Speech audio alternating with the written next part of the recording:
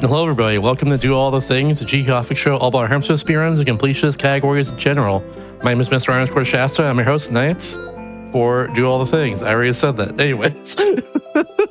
But yeah, so last show we went through 74 games in total between our 3-hour show slot here, and now this time we have 5 games in one, so it's still a lot, honestly, but it's very cool, and it's all Mario, baby. Super Mario All-Stars is very, very awesome, and Reaper's here to show us every single game in Mario All-Stars plus Super Mario World, all done really fast, and warpless, too. So, hello, Reaper, how's it going? Good, how are you? Doing pretty well. So, which I'm Rupert, going to be doing all 5 warpless for Super Mario All-Stars. This cartridge includes the Super Mario World game, but we're going to go through all 5 of the games without taking warps, and we'll see how it goes. That sounds pretty good to me. So whenever you're ready, in this case, you can give us a countdown. Okay, alrighty. So we're going to start with Super Mario Brothers 1 first. Let me make sure I didn't forget to clear any of my save files real quick. Oh, there's one. Okay, we're ready to go. So, time's going to start in 3, 2, 1, go. Good luck, good luck. Thank you. So we're starting with Mario 1 first, and I believe the rest of the order is going to be Lost Levels, Mario 2, Mario World, and then Mario 3. So going to be a little bit out of chronological order, but with this category, you're free to run any order that you wish. And if anyone has any questions about this speedrun in general, feel free to ask. I'll try to answer most of the questions the best I can.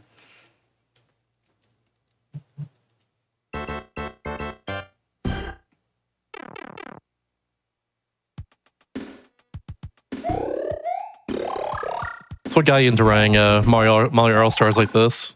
I think I started running this in about 2017, which I've been around since 2013. And I used to do a bunch of multi-game races with some old streamer friends from back in those days. But then the leaderboard for All-Stars got created. I'm like, okay, well, this kind of already plays well into what I'm already doing. And it's, all the games on one cartridge. So I got interested in running that, and so I started it back in, I believe it was 2017, the best of my recollection. But this 4 and 5 game run is, I guess, kind of what I got most known for. So that just kind of was a coincidental thing, because up until that point, I played mostly the original versions of these games. But I guess also part of it is there's not a ton of runners who run the All-Stars versions, or at least multiple ones back to back. Shame, honestly, because they're pretty cool. Like, especially the updated graphics, like just the way they work in general. It's kind of a shame, but that's how it goes, I guess. Yeah, there are some differences with the speedruns for each of these games. The majority of stuff, especially from a non-speedrun perspective, is pretty similar. Aside from the graphics look different, but each of them has a few differences with some of the mechanics and stuff. And the hitboxes are different. So one good example is for this game, and I guess Lost Levels as well, is on the original versions with the tall pipes with the piranha plants in them, you could pretty easily jump over them and not get hit, but they more or less fixed the hitboxes on this version, so you can't really do that. Or, well, you have to take a different approach to it and do a pipe jump instead of just jumping straight over the plant. So stuff like that makes it a little different. And I know the original, you can just straight up go through the plants pretty much because their hitbox is a little wonky. Right. Makes sense they fixed that in a remake like this. Let's see. Looks like which of the 5 is my favorite to run? Probably Mario 2, actually. Mario 2 is my favorite too. Mario 2, I think Mario 2 is the most interesting out of the 5. It's just, there's some kind of cool trick or something on I guess not every single level, but most of them. There's some kind of cool trick or tactic to get through them quickly. So I enjoy Mario 2. I just like how different it is in general. I know it was originally, of course, a different game, famously, but like it just, I don't know, it's just fun. Even the new code I pay with being Mario instead of course, Doki Doki Panic. Like, it's just a lot of fun. It's just a fun game, straight up. Right.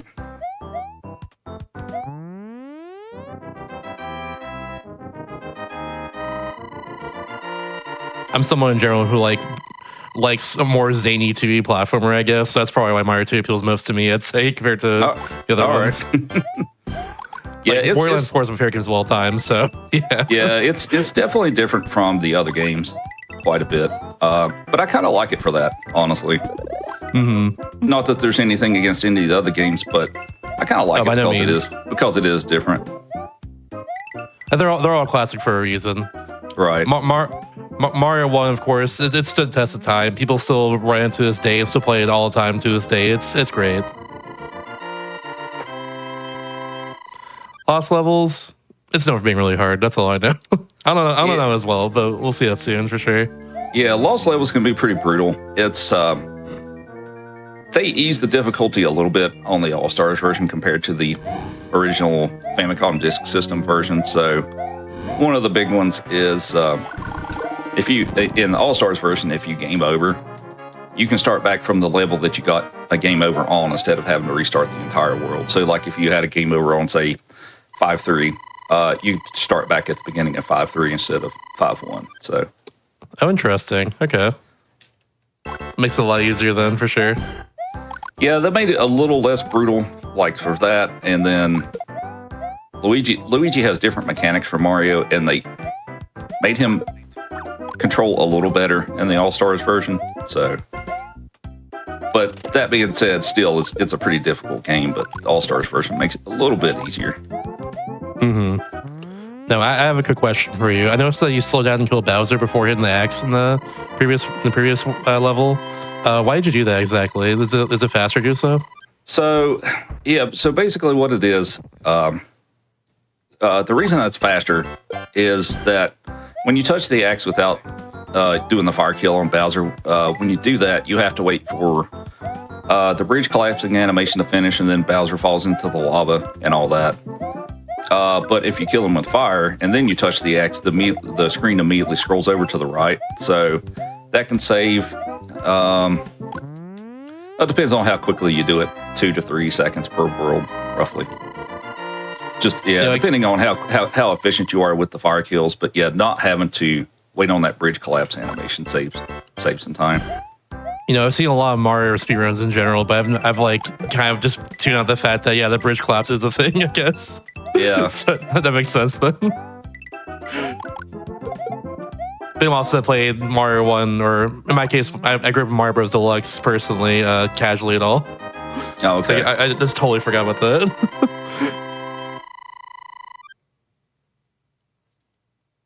Well, I'll be running smooth Mario All Stars if it comes out. So, do you know what Smooth Mario Brothers is? Have you heard of that? I've not heard of that, no. So there's I was asked that in the chat. So there's a ROM hack of Mario 1, like the original Mario 1, that basically puts all 32 levels spliced together as one big long level. The power-ups don't work. There's like no flagpoles. The warp zones don't work. Things like that. And if you take a death, you have to start the entire game over again. So it's oh my, it's something. It's pretty cool, but it's but yeah, they're asking if a version for All Stars came out, would I play it? So, I mean, it sounds like an interesting challenge for sure. It is pretty challenging, and there's no downtime either, cause you just keep running and it starts the next level with like no little cutscene or anything like that. It just smoothly transitions into the next level. Wonder how that would work between games then. Between like, games, especially the physics going on, like, you know, especially Mario World being on an entirely different console from the others. Like, yeah, I have no idea, but it is a pretty cool concept. It's pretty fun.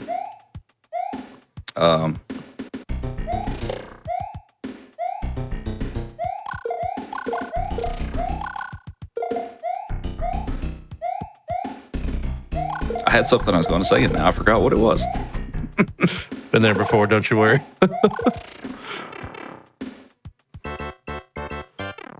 It's a little interesting to me to see the rest of 4 too after seeing like the neighborhood runs for so long, just kind of skip most of it and go straight to the warp pipe. I forgot there's just more level. Yeah. There's another warp zone too. If you keep going along the top, there's a pipe to World 5 at the end of it too. Oh wow, I never knew that one. That's cool. Yeah, most of the time people are there to take the warp zone to World 8, so they don't see the end of that. But yeah, if you go along the top all the way to the end past the exit pipe, there's a warp to World 5. I'm going to do a little trick here, a little slide trick. It's kind of fun. So for a couple of seconds, Mario just won't move his feet. Oh, look at him go. So basically how you do that little trick is, and it works in the original version of the game too, is when you start a level or come up out of a pipe, if you hold down both jump and run, you have to have Fire Flower for it to work. But if you hold the boat down when it first starts, he'll jump up and it'll kind of have him frozen in that state where his legs won't move for a few seconds. It's kind of a funny little trick.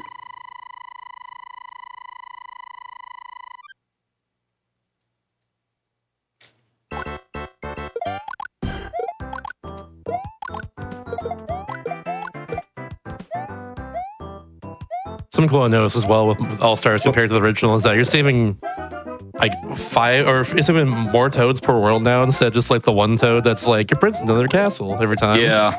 Yeah, they're different for each world. It's kind of a cool little, yeah, it's a cool little addition that they did.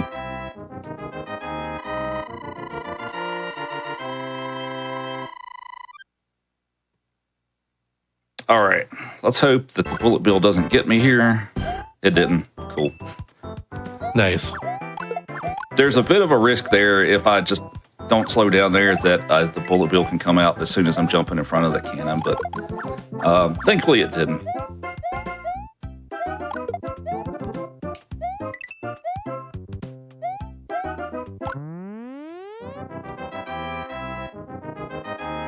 So we're a little over halfway done with Mario 1. Lost Levels will be next. I do run as Luigi for Lost Levels. Most people use Mario, but I'm one of those crazy Luigi runners for the game. He is not nearly as popular as Mario in doing speedruns of that game. Unfortunately, because Luigi's just cooler Mario. Everyone's saying this. I do like Luigi a lot more than Mario typically, but I guess it depends on the game I'm playing. Is there a time difference between grabbing the flagpole versus the high versus low? Yes. So what the difference is, well, there's also a thing called the flagpole glitch, which I'm not going to go for, and it's kind of a separate thing from this. But just jumping into the flagpole normally, what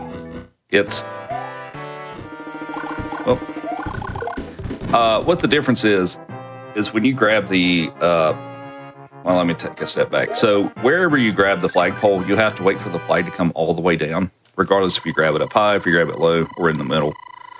What the difference is when you grab it up at the top, there's a block that's at the base of the flagpole. And if you grab it up high enough, he won't step on that block before he reaches the ground.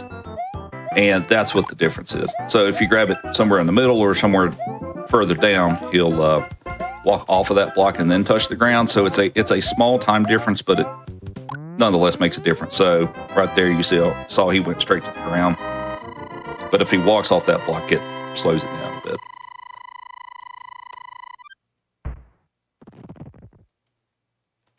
It's a small difference, but for a game that's fairly or pretty well optimized, it's a significant difference. I noticed that a lot of different Mario games have that sort of speed tag to it. Like in New Super Mario Bros., the first one on DS, like you have to turn around into the flagpole. Otherwise, it's a small animation where you like flips to the other side of it, and that just takes a little bit of time. Right. I've had New Super Mario Bros. 2 on this show before, and in that one you have to like be just below the top of the flagpole because I forget exactly why, but it's just a little bit faster to like not hit the very top and not at the very bottom. Okay. It's very interesting to me how like every single game has a flagpole like this is just a little bit different in terms of speed tech, I guess.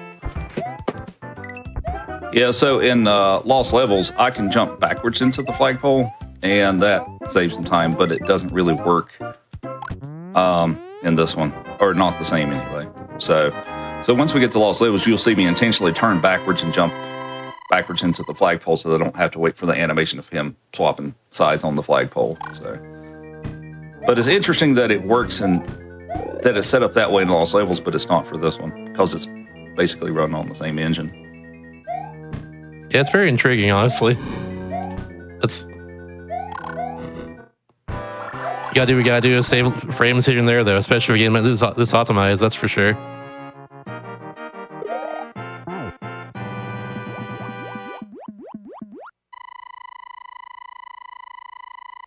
Alrighty, on to World 7.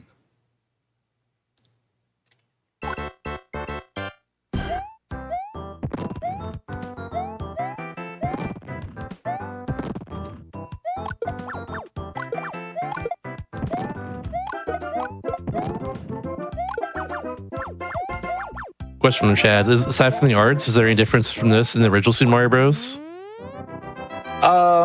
There are some differences. Generally, this version's a little slower to run because of some extra animations and stuff like that.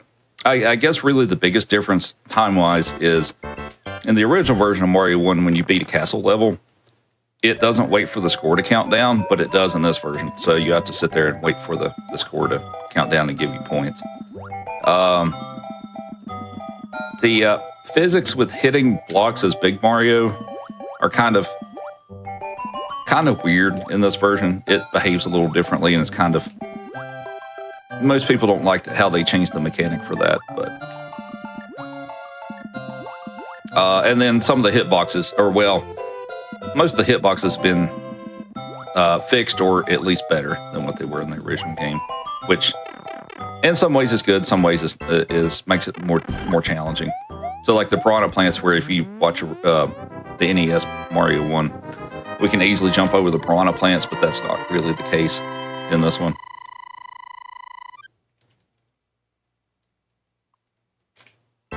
I know you also mentioned like the flagpole glitch earlier. Does that also work in this version? It does.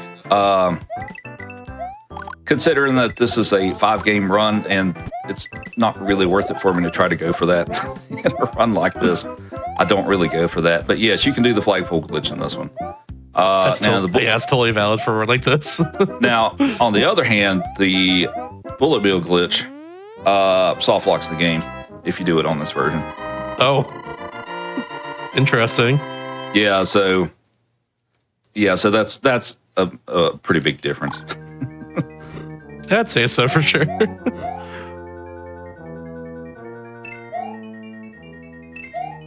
And I believe what it is, if I remember correctly, it's been a while, but I believe what the difference is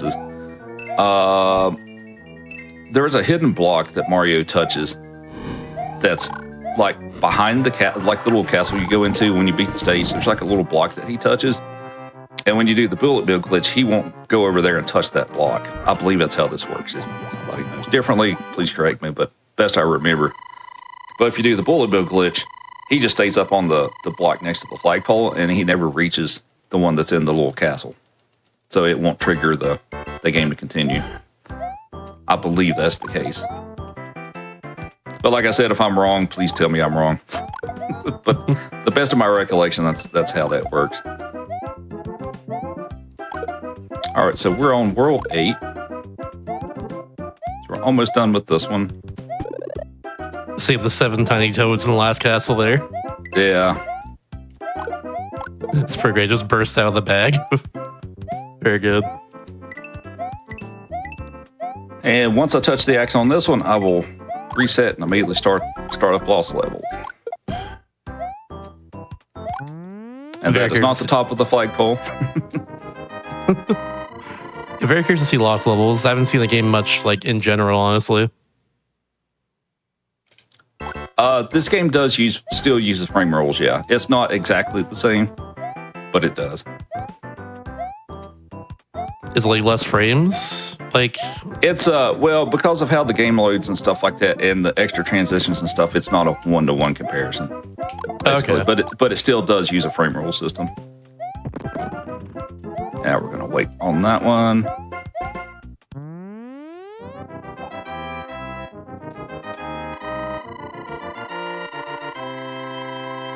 Also, how's everybody doing this evening? didn't promote Friday, isn't myself. Yep. I think it's Friday. I hope it is. You never know these days. They can always change it up.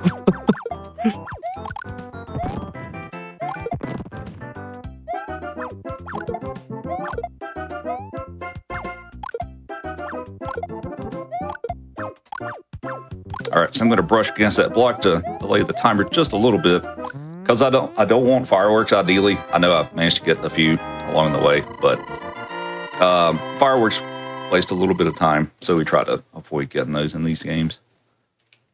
Fireworks, if I recall correctly, is if timer is ending at 3 or a 1. Is that correct? 1, 3, or 6. So Or 6. 1, yeah. 1, 3, or 6. So 1 we don't care about. That's fine. But 3 and 6 will waste a bit of time, so we try to not get those. Wall jump? I missed it.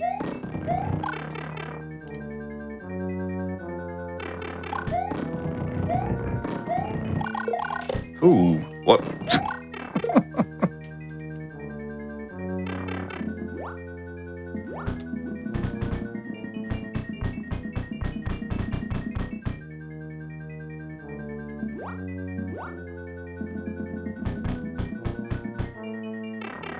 All right, last room for this one. Spouts are going to jump forward. I mean, it doesn't really matter too much, but no. All right, next game. GG's.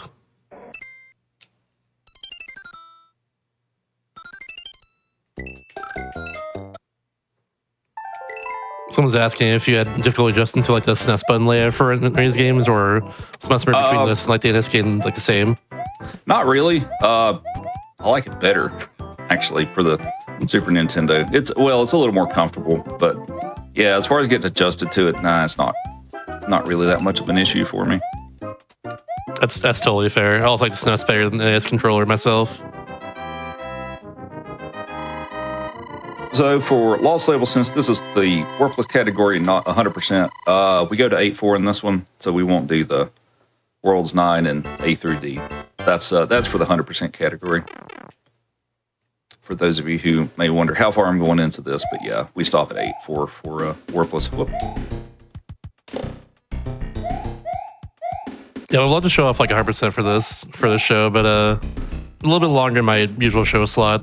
Yeah. Maybe in the future. It's down the line though. Yeah, it's also, yeah, I think the discussion we had and stuff is like, well, I could do all 100%, but then SMW gets left out. So yeah, it doesn't feel as complete for sure at that point. Yeah. Oh, there's that backwards flagpole grab right there. I like that. Yep. Yeah, so you'll see me do that most of the time.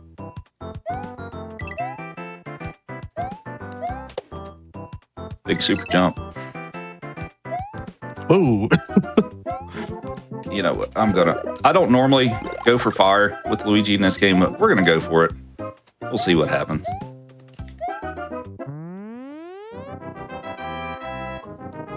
Trying to run as fire, if you're really efficient with it, it is definitely faster in this game, but with Luigi, it complicates things, especially in the castle levels where you got the super high jump, you have to duck jump through a bunch of stuff, but we'll give it one go and see how long we can keep it.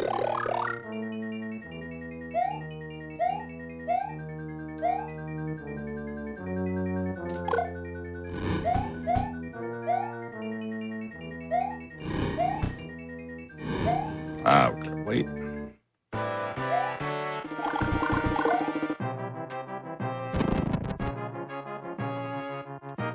Very nice, very clean. Can I play Stairway to Heaven on the acoustic guitar?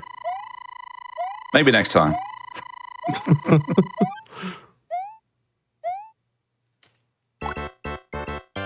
Where they have all 5 warpless over 400. Yeah, that's kind of what we figured too when we initially discussed it, is that people would probably rather see the 5th game with the time limit that we have.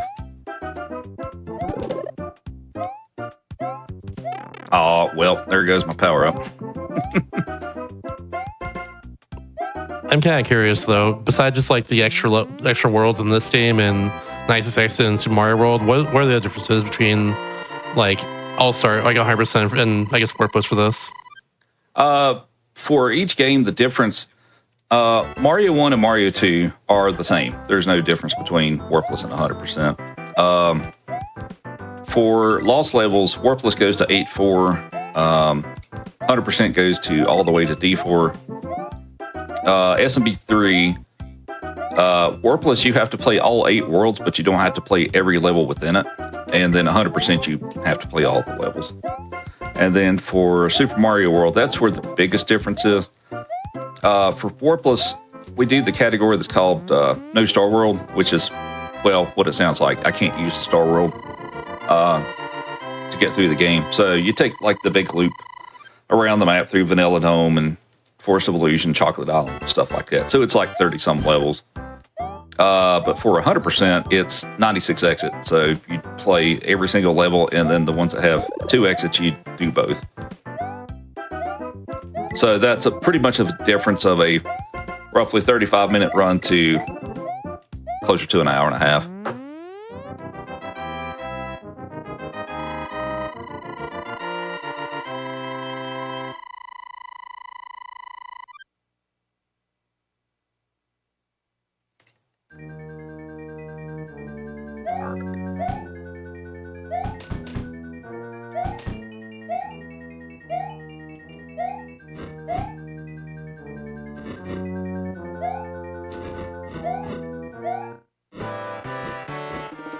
Oh, come on. Come on, Bowser. Thank you. Nice, nice.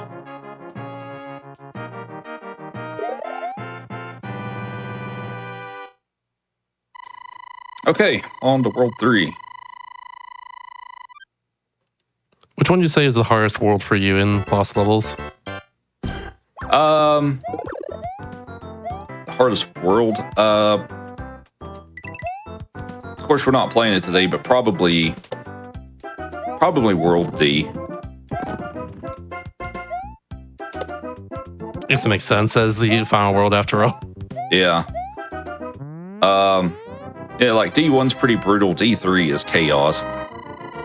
Because you've got bullet bills just flying all over the place, so that one's pretty chaotic. As far as the individual most difficult level, I would say probably C4, or well, 7-4 is pretty close.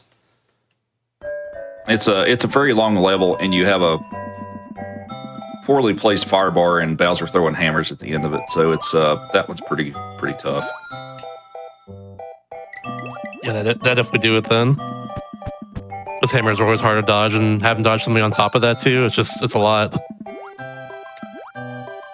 Which, well, you'll get to see 7-4, so we're gonna hope for the best on that one. Now C4 is it's like a redo of 7-4, except that they added a couple of blocks to. Whoops. They added a couple of blocks to make it more difficult and an extra fire bar. So, also these water levels in this game are kind of brutal too. They usually are in Mario, but like they're just throwing so many enemies at you in this one. So many different structures get around to at the same time. Like you weren't kidding when you say this is chaos. That's for sure. Oh yeah. Oh, and you can jump over the flagpole natively in this game, because I fairly often get questions about that. Can you jump over the flagpole? And the answer is yes, you could do that. There are some secrets in past the flagpole. So, like, if you jump over the flagpole in 3-1 and run all the way to the end, you get a warp zone back to World 1. That's so mean. Yeah.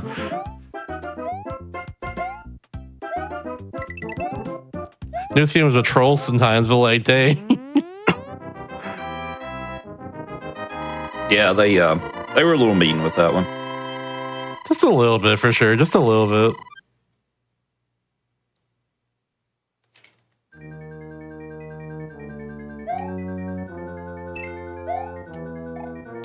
So I believe the next game we have on the docket after this one is Mario 2, I believe, right? And then Mario World, and then Mario 3. Mario 2, I think, is the most interesting one. There's so many tricks in it, and I'm probably going to be spending most of the time during that run explaining what's going on there. It's kind of a broken game. Yeah. It's so cool. What was those things in Mario 2?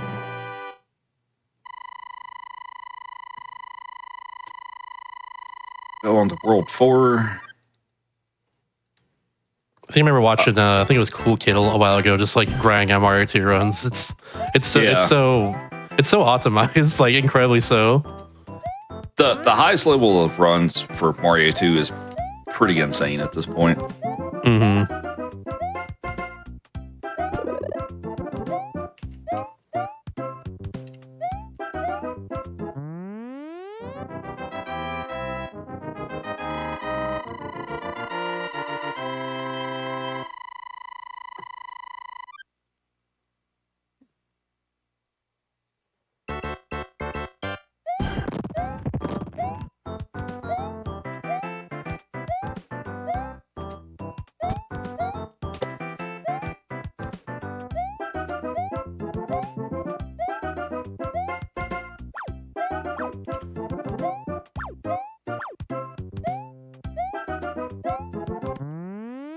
Let's see. What's some things about this game I haven't explained? Oh, the fireworks. So the fireworks work differently in this game. When you touch the flagpole in this game, if the last digit of your coin counter and your timer match, you'll get fireworks. So if it's an odd number, you'll get 3, and if it's an even number, you'll get 6. So that's pretty different. And then on top of that, if the coin count is a multiple of 11, and the last digit of your timer is that same digit, you'll get a 1-up when you touch the flagpole as well.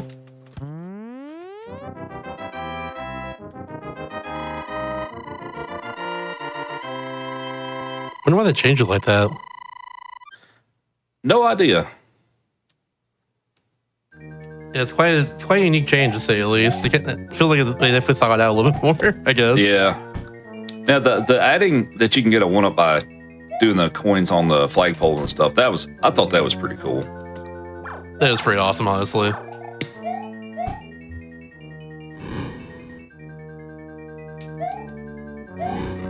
Kind of makes this like famously trolly hard game a little bit easier if you know a little trick to it. Yeah. One of those things you probably read about Nintendo Power or something back in the day. That's right.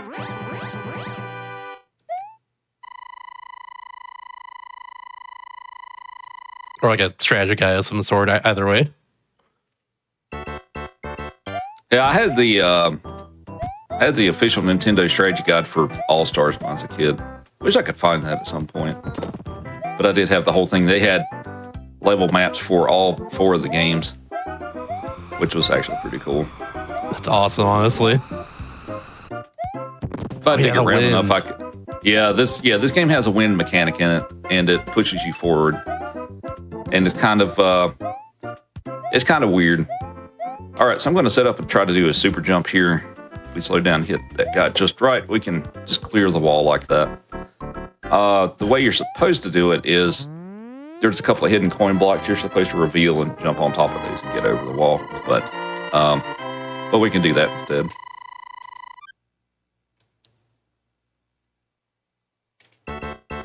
There's someone in chat asking about like the physics changes between all these games compared to the originals on NES and SNES. It varies per game. I feel like as far as the physics, I feel like SB3 is probably the closest to the original. Well, excluding Super Mario World, because it's exactly the same. It's not really a remake. But yeah, I'd say SB3 is the closest to the original. There are some differences too, with the way that the camera works in this version, which is not as desirable, I guess. So what happens is when you're running at full speed and you jump over like a large gap or something, the camera doesn't really pan down like it does in the NES version, so you can't see where you're going to land basically in this version. So that's kind of annoying. But.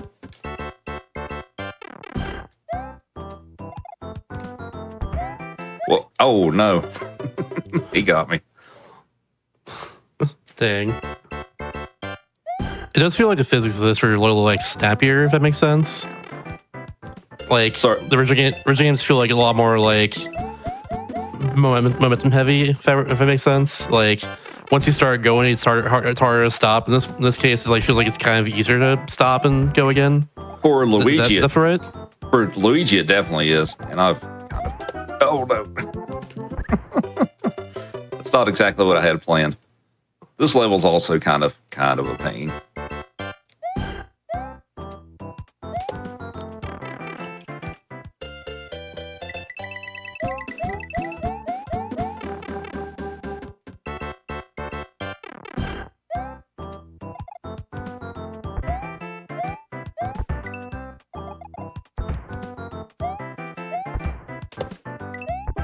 Okay, there we go.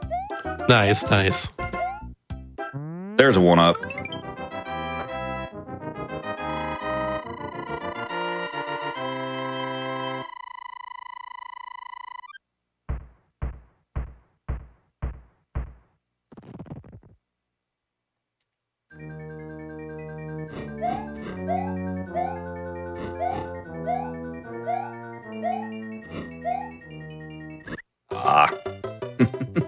That's a simple, I didn't press jump at the right time.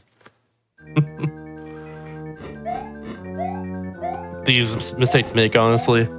Yeah.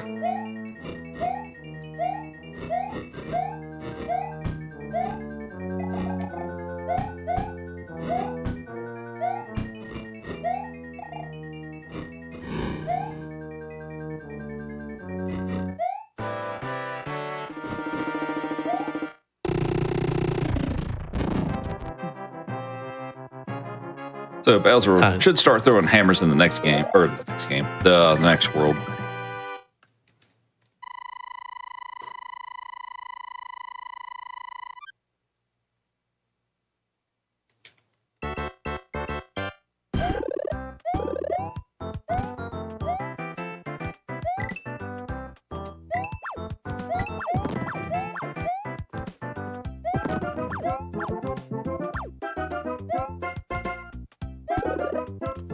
Oh yeah, so there's poison mushrooms in this game, for people who didn't know that. That's the purple one. So yeah, because they weren't mean enough already with the backwards warp zones and stuff like that, they introduced poison mushrooms in this game. So I guess I don't know. I was gonna say it's similar what, but it's a 1 down. But it doesn't make sense. You know it is though. I guess technically it's like that. Yeah. This game really does troll you a lot, doesn't it? Yeah, it really does. These water levels are pretty trolly too. But thankfully this is the last one that I have to play for this run. Any water level, we're just throwing giving you a very set path to go up and down on, and there's enemies just literally everywhere. That's always the hardest in general. Got a little close to that. Yeah. Oh my. I say both in the original and also in Mario Maker. There's a lot of troll levels in that game. I have just a bunch of enemies in underwater like this you have to avoid. Yeah. It's a lot.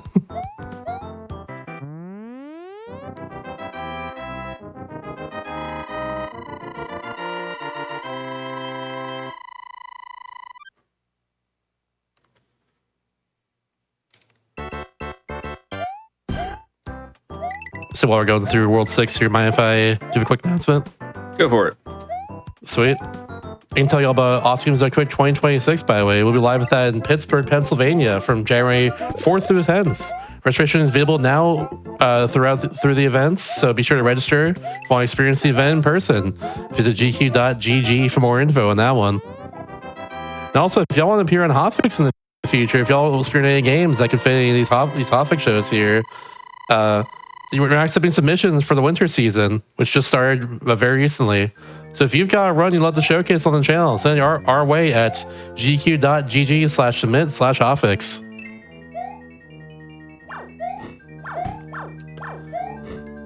Also got another question from chats as well. What are you thinking? What is the most difficult level of speedrun? Like, I guess we were mentioning the one in this game. You mentioned D4 earlier, or like a few of them earlier. But like, what is the most difficult level like throughout all of All Stars in your opinion? There's several that I put up there. 7, 8, and SMB3 is pretty tough. C4, D1, D3 in this game. But yeah, those are the top few that I would probably put in there. I guess 8-1 and SMB3 can be pretty tough as well.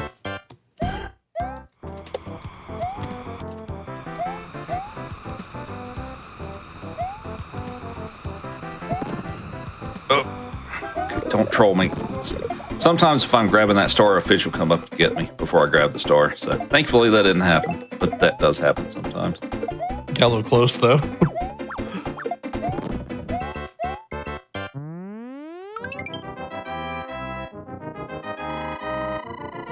What's the doggo's name? Oh, I guess you all can't. Oh, I guess he is slightly visible. That's Joey. Hi, Joey. I even noticed a dog until someone pointed out in chat.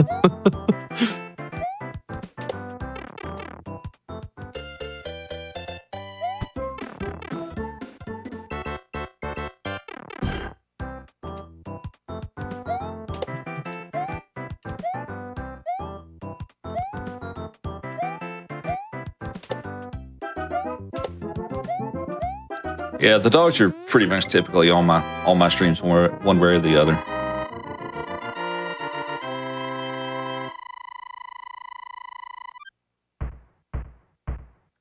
Yeah, his birthday's coming up this month too. Ooh. How old will he be? He will be 7. Nice. Yeah, you probably get the usual. We usually cook him a steak and get him some birthday cake and stuff like that. Like dogs say birthday cake, right? So, and I shorted that just a little bit, but that's fine.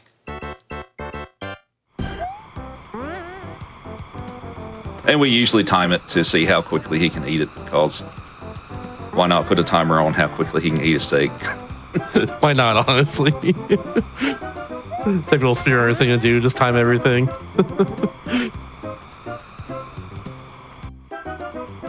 Yeah, this level's also kind of tricky with the wind and the springboard, but I think we should be good now. Ooh.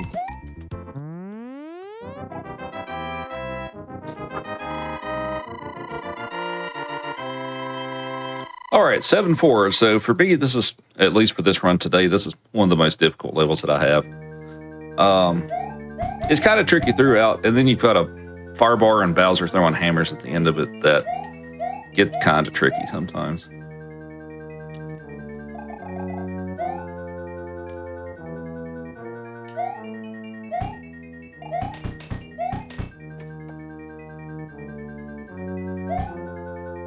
You can actually kick a shell and get a 1-up back there with all those buzzy beetles, but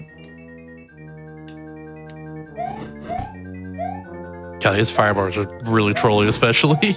let's see if we get a good pattern. Oh, come on, jump, jump. There we go. Nice, nice.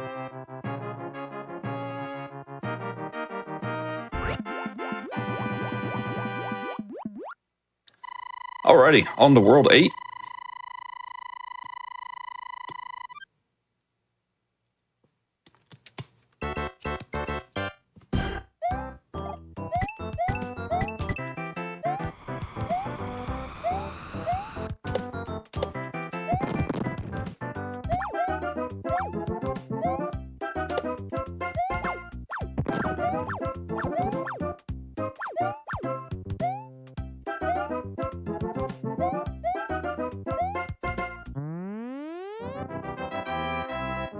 Thank you, Luigi. Yeah.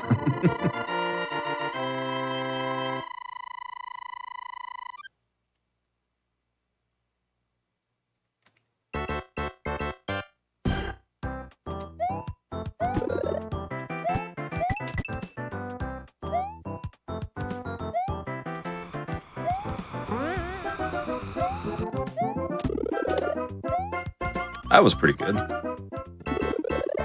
So you for this level, you do have to take the vine to complete the level. So if you just keep going to the right, you basically have to take a pipe and you have to kind of loop the level. So that's kind of an oddity with this one. You have to take the vine to complete it.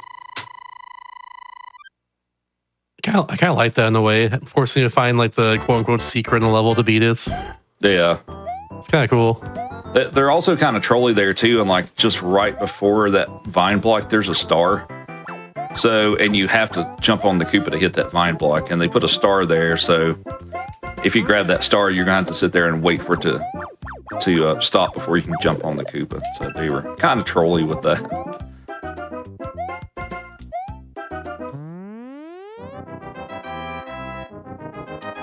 And there's a pretty difficult jump here at the start. I'm going to try to do it quickly, and we'll see how it goes.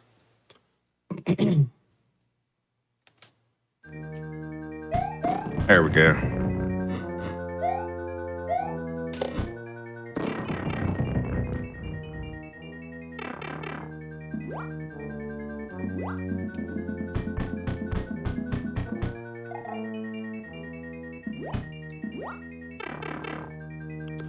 So while how mean this game is, it is pretty mean. Yeah. I have to agree with that. Even just that firebar underwater there with like the blooper coming at you at the same time, like, oh god. Yep. Give me a little anxiety, I swear. So you have to take this route to, otherwise it loops the level, which is kind of brutal. But all right, so here's the final room. First one I have is Bruce. Hopefully they'll jump forward for me. Hi, Bruce. He did not jump forward. All right. And then we got Bowser for the end here. So this game's done as soon as I touch the axe here. And we got a break after this too. Yep. There we go. GG's, GG's.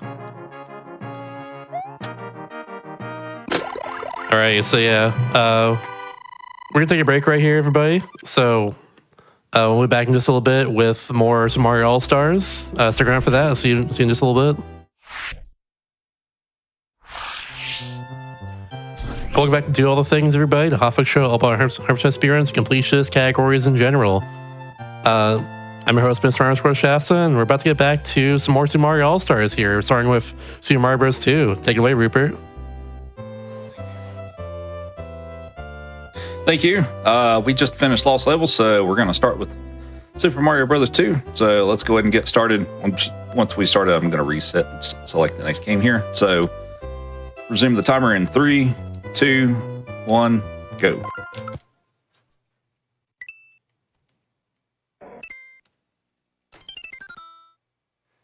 All right, so here's the one that I think is the most fun out of the 5, because there's so many tricks in this one.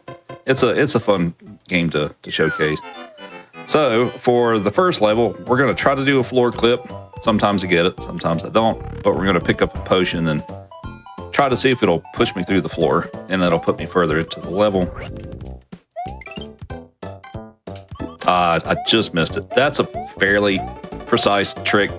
But what was supposed to happen there is it would push me through the floor, and it would put me right outside the door that I'm getting ready to go into here. Yeah, the floor clips. The floor clips also work in the NES version to some extent, but they're a lot easier on that one. They're pretty tough on this version for whatever reason.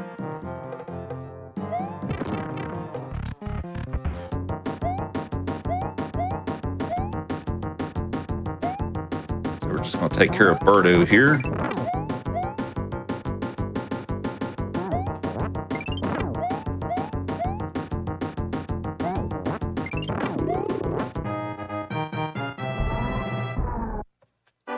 All right, so for the next level, we're going to swap over to Luigi. And instead of riding the carpet, we're going to jump on the Bezos here, because you can totally do that. And we're going to pick up the key. What you're supposed to do is unlock the door with it and go through the little underground section, but we're going to do something a little different. So we're going to take this key, and we're going to use it on the Birdo fight, which is kind of weird, but I mean, it's faster, but it's also pretty fun, just to be honest. Like like that.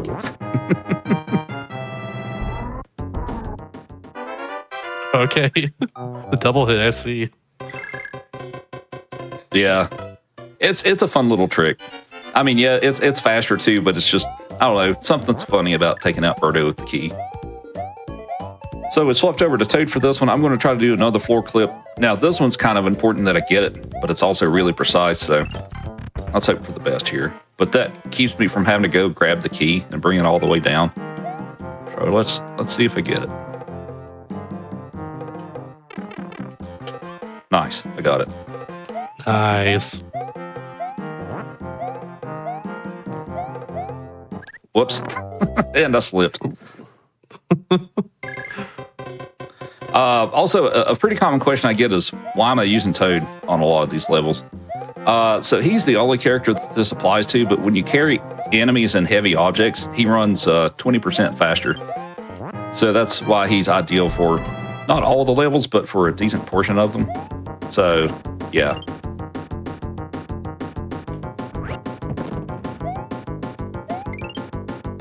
And it takes 3 bombs to take care of Mouser here. And I missed. Well, oh my, come on. There we go. Mouser, please.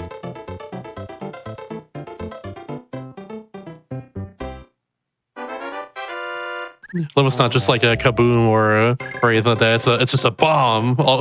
Yeah. It explodes. All right. So, and it's one of those things too with the Toad running faster that a lot of people don't realize it until you know about it, and then you look and he's like, "Oh yeah, he does run faster when you're carrying stuff with him." So he really schmooves, honestly. Look at him go. All right. So what we're trying to do here is, if you didn't know, picking up 5 cherries in one level gives you a star. So what I'm trying to set up to do here, if the RNG goes in my favor, is I'm going to try to pick up the star and make it to Birdo in time. This is also a rather, you have like no room for error. So let's, well, maybe I can make it. Well, no, I can't. Well, okay. But yeah, if I didn't kind of slip up there and stuff, I could have ran into Birdo and just got a 1-hit kill on that. So, however, you will get to see this trick in a later level. So, but yeah, that's the execution on that is, it's pretty tight in that if I just brush up against a wall just slightly, I won't make it. So it's, you really can't make any errors when trying to do that.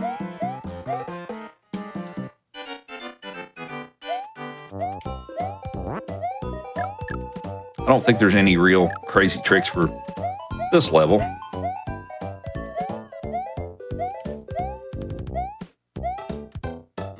I just think that Burger quick kill remind me of something. That's the it's like a quick kill in Kirby's Dream Land 1, where you use like the curry item and take it to like the boss, and you have just barely enough time to like hit them all and destroy them. Right. It's a pretty cool thing.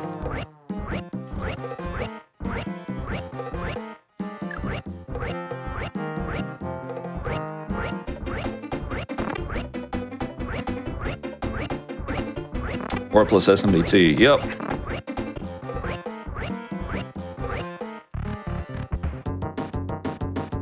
Yeah, this one, like Super Mario World, don't exactly have warps in them, really. It's the closest thing, yeah, I guess. It's just all levels in the Star World.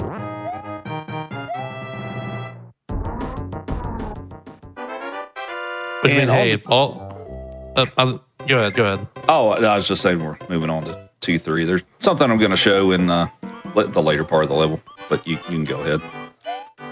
I say that does fit do all the things well, just like an all levels run. That's is part of, I guess, the definition of my show. Right.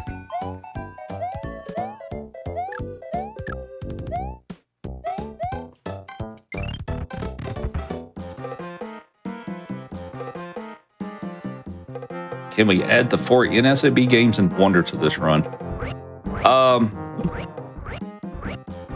Maybe on a separate leaderboard. So there's an actual leaderboard for Super Mario All-Stars, like all 4 or 5 games, depending on which cartridge you're playing on. So that's an actual leaderboard. I guess I could be curious. I'd be curious if there's like a leaderboard for like all 2D Marios on the row or something? There is one. It's called, I think it's multiple Mario games. I think is the leaderboard for that. Now, there's also a multiple classic Mario games, which I do runs of that, where it covers all the, like a bunch of the 2D ones and stuff. But I do know there's a leaderboard called, I think it's just multiple Mario games, that covers like the 2D ones, the 3D ones. There's some pretty crazy ones that the category's over a day long. Especially for like the 3D Marios. All right, so the quick little trick I've got here is if you just jump and pick up the tweeter here and throw it up against the wall, you can do that. Instead of having to deal with the mushroom blocks and the fireballs and all that stuff.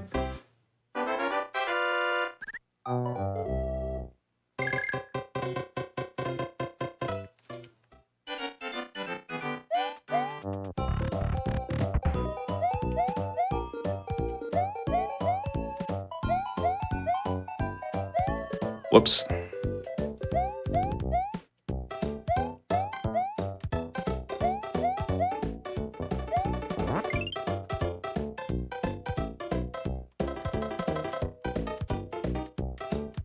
have a hard time finding any of the like just 2D Mario leaderboards for this. But I see I found like New Super Mario Bros. Series 1, which is like 2.5 hours as well. Yeah. It's not too bad.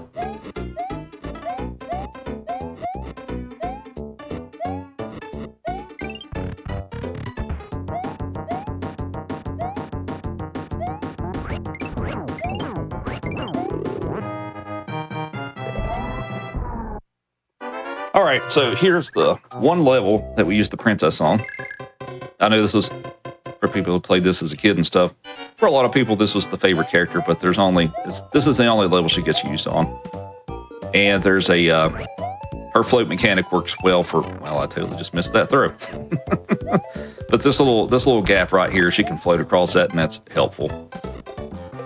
And I'm going to try to jump on top of the wall here, and that allows me to skip this whole section here. So basically how that works is when you move left or right with a character, so if it's a vine or ladder, chain, etc., when you move left or right far enough, they'll let go of it. So what happens, and I kind of missed that.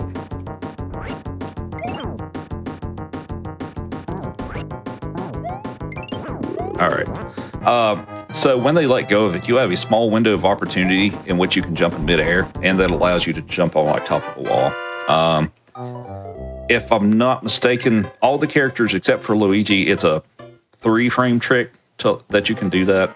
With Luigi, it's bigger. It's like a 7-ish frame trick because of his floated mechanics. But yeah, that allows you to jump on top of the wall. And we use Mario for this level just because his jump height is like perfect for these vertical sections. That's pretty much why he gets used in this one. And we're gonna toss this guy over here and do a charge jump on him. And that allows you to not have to go pick up the key and deal with Fanto and all that fun stuff.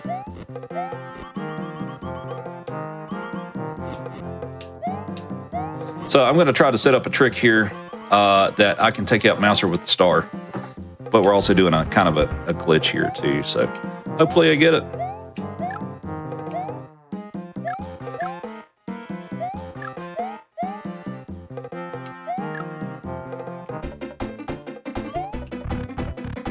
We got it. Sweet. Goodbye, Mouser.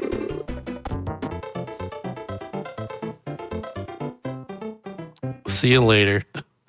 Very nice. That's cool.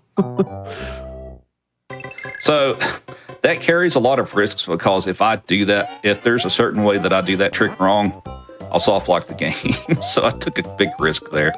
Oh no. I'm pretty consistent with it on this version. I'm far less consistent with it on the NES version. So if this was the NES version, I probably wouldn't have gone for it. But what happens if I mess that trick up with the movement is it will put me in the previous room and I'll be stuck in the wall and you can't move. So basically you have to take a game over to get out of the wall, because even if you do the little code to take an intentional death it will spawn you still stuck in the wall. So it's kind of it's kind of weird. Didn't I say yesterday is my favorite trick to pull off? It's a lot of fun, yeah. Whoops. There we go.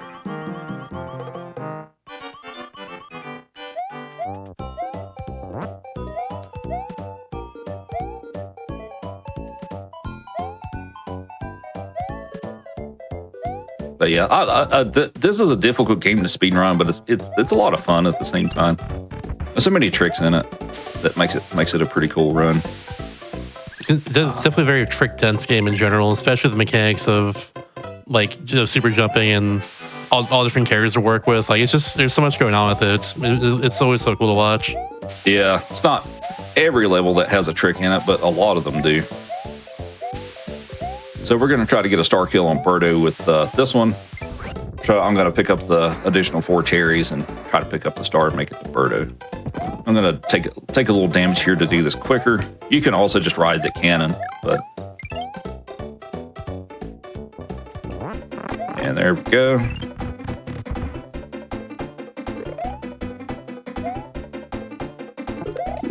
And that's basically the same thing I was trying to do on 2-1, but I just didn't make it in time. And we're going to switch back to Luigi. And I need to get up here quickly so I don't lose the cycle of the egg. So Pink Birdo will shoot an egg once every 4.2 seconds, roughly. So, and it's all on like a global timer. So I need to make it to get through that door quickly so I don't have to wait an extra 4 seconds for a egg to show up. And for this one, once on the 3rd hit, Fry Guys turns into the little fireballs. But if I do this correctly, I can get them all to land in the same spot.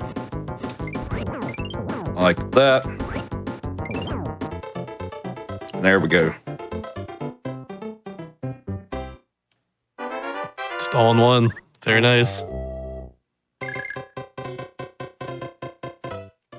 We're going to stick with Luigi for a couple more levels.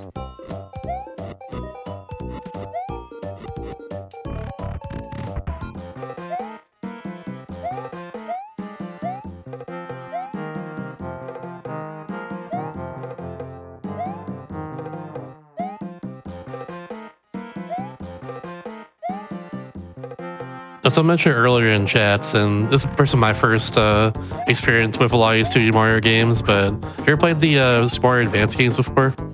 I've played the one that's Mario 3, whichever one that is. I don't remember. I don't remember which Super Mario Advance number it was, but I played the one for 3. I played it on the Switch a couple of years ago. 3 was pretty cool with the E-Reader levels. I enjoyed those. Those are pretty sick. Yeah, I've played some of the Mario 2 one. It's pretty different, actually. It's definitely interesting. It has the very necessary change of giving Birdo voice lines, which is kind of funny, honestly. Whenever you go up to her, she's like, "This is as far as you go." It's just It's stuck in my mind all these years later, you know. Never beat her. She's like, "I'll remember this." You see her like a level later. She clearly remembered it. That's definitely something. Very necessary change, to say the least. Everyone was requesting it. Mario Advance 4 is SMB 3. Okay. Yeah, see, I'm not that familiar with the Mario Advance games, so it's just like the numbers are different from what the original game was. I can't keep track of that. Whoops. I still know Mario Advance 1 is SMB 2 because it launched with the GBA.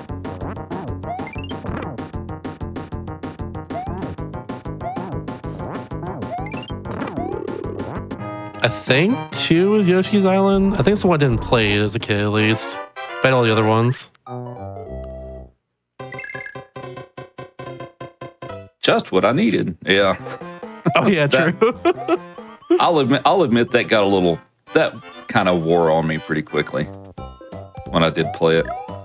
Yeah, I don't blame you, honestly. It's charming, but it definitely sticks in my mind a bit. But like, yeah, actually playing it's strange. Yeah. But yeah, I will say the e-reader levels for Mario 3 were actually pretty cool. I enjoyed those. I'll get there included also in the NSO version. Right, Because, yeah. like, I did not get to play those as a kid, that's for sure. And not have an e-reader. All right, so we're going to climb out through this vertical section here, but once I get to the outside, we're going to do a trick called the fast carpet glitch. And that basically I spawn 2 carpets, hop back on the first one, and it allows you to move really quickly on it. So we're going to spawn the first one, knock the guy off of it, like that. We're going to move back and spawn another one, hop back on the first one, and there we go.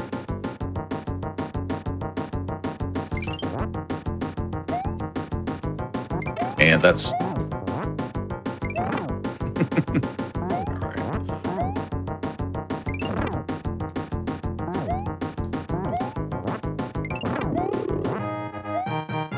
All right, so we got Claw Grip here. Takes 5 of the rocks to take him out. Or 5 hits, anyway.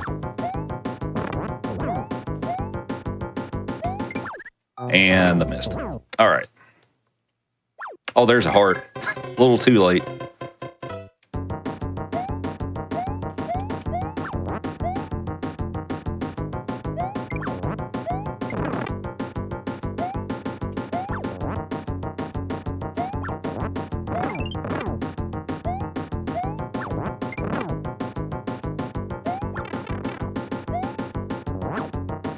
Wow. He's out to get me today. For real, what the heck? Oh boy. Okay. Whoa, okay. Well, that was I've seen that unexpected. before. Yeah. Oh my.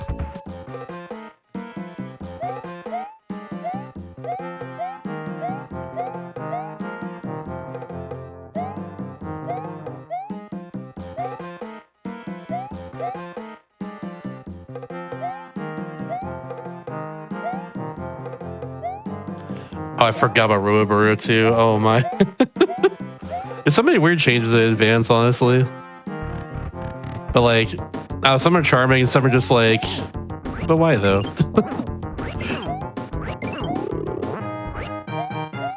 And yeah, I'm nostalgic for it. Go figure.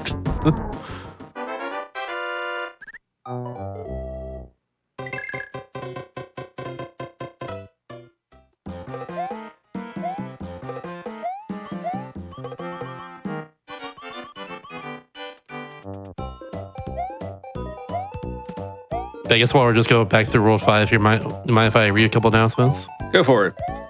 Sweet. All right, in that case, I'm going to give you all some information about Black and Flash. So, Black and Flash is a community that uplifts and connects Black speedrunners of all levels, offering a space to collaborate on speedruns, challenge runs, and randomizers while celebrating Black voices in the speedrunning community.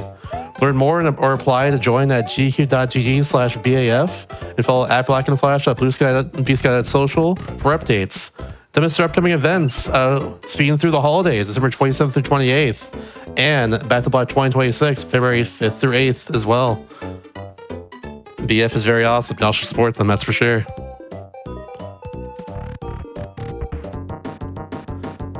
I know Moobot's not working in chat, but if y'all want to see the schedule for Hotfix for this week and next week right now, they can go over to gq.gg/Hotfix and check it out there. And also, hey, if you want something runs to be showcased as well, that's also where you do it too, on the exact same page. So there we go.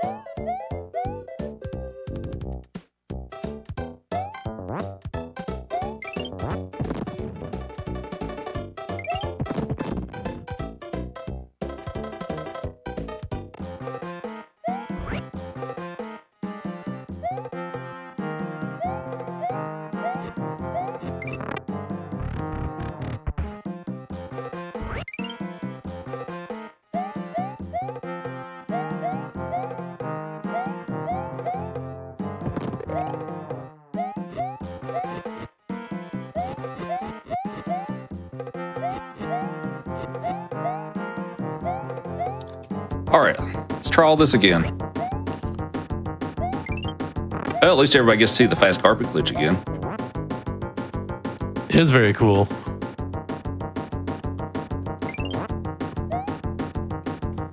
Look at him go.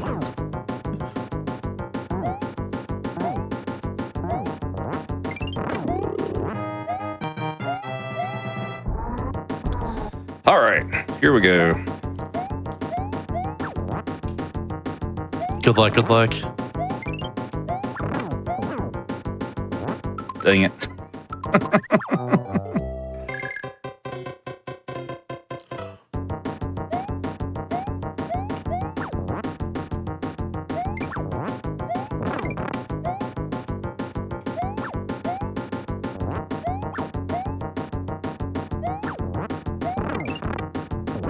There we go.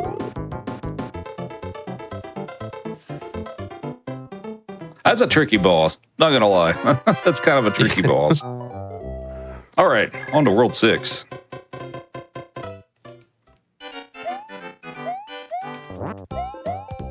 I forget, does this game have the usual 8 worlds, or it's just 7 this one?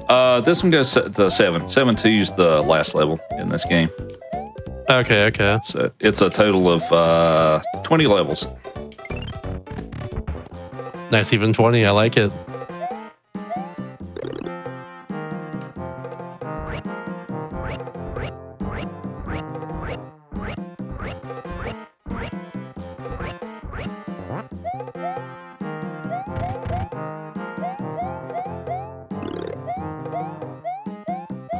So the little jumper there kind of keeps Fanto off of me so that I don't have to slow down and still make it to the door.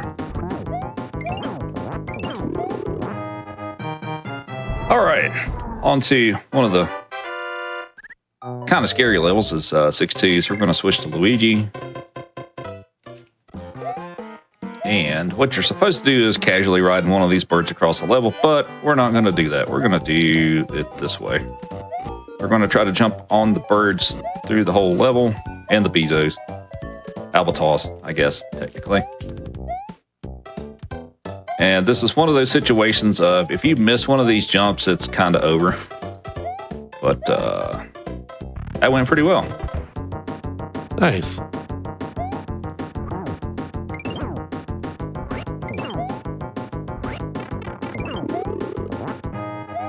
Kind of feels like doing that level with like Mario or Toad or something. Sounds like a pretty good challenge.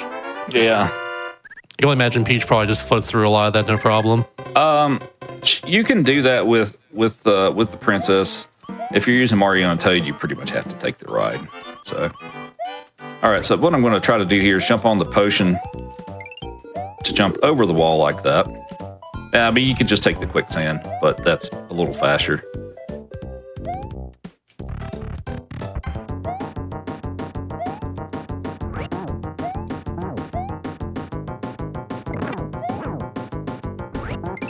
Whoops. There we go.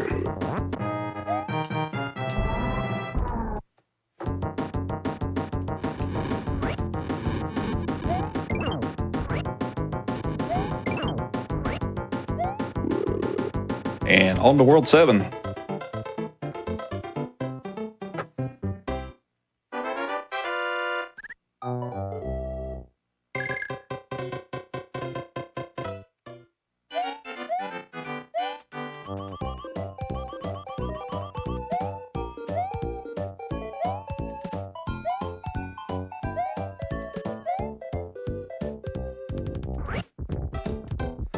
So we just have this one and one more level to go. And with the princess and Luigi, if you want to skip the whole lower section, you can just use that snippet there and skip all that. Just kind of jump over it.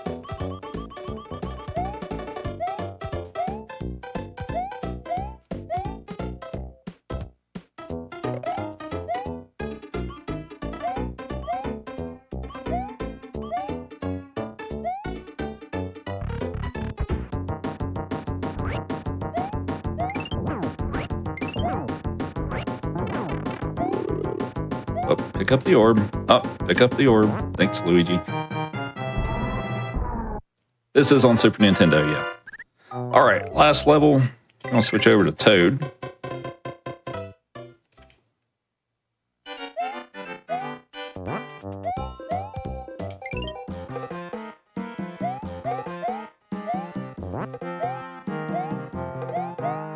And I'm going to do that trick that I did earlier to jump on top of the wall up in the next room.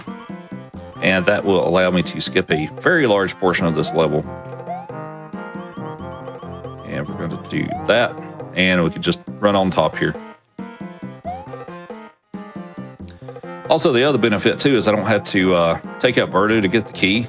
It just spawns outside, so I can just pick up the key, because that key is supposed to be in Birdo, but for some reason this trick puts it outside.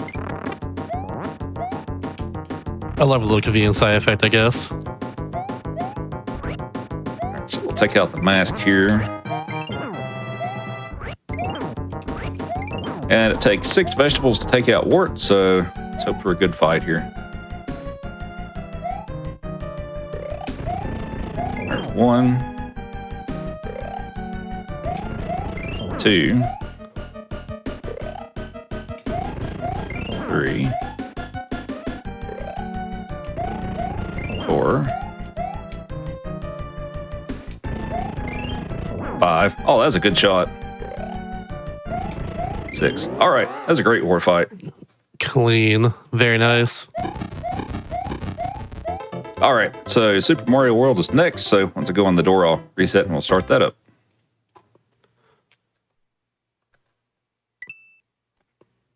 I agree with Chad. Should really bring back Wart for another game down the line.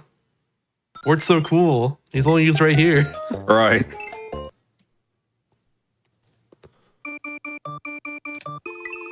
The only other place that I could think of that I've seen him is in Link's Awakening. Oh yeah, true. He is in that too. Yeah. Yeah. Along with a few other Mario enemies in that. Like, I think Shy Guy's in there, if I recall. And there's another one. And there's also like a, I mean, it looks just like Kirby as well. It's in there, but it's not actually Kirby. I think it was weird, but I love it.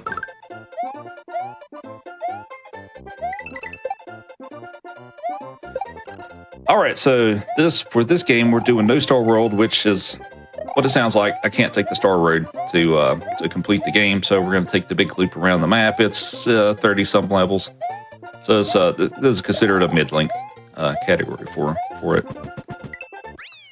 Should take about 35 minutes or so.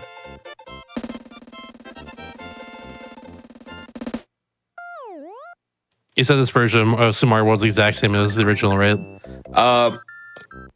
With one difference. So Luigi has a different sprite on this version,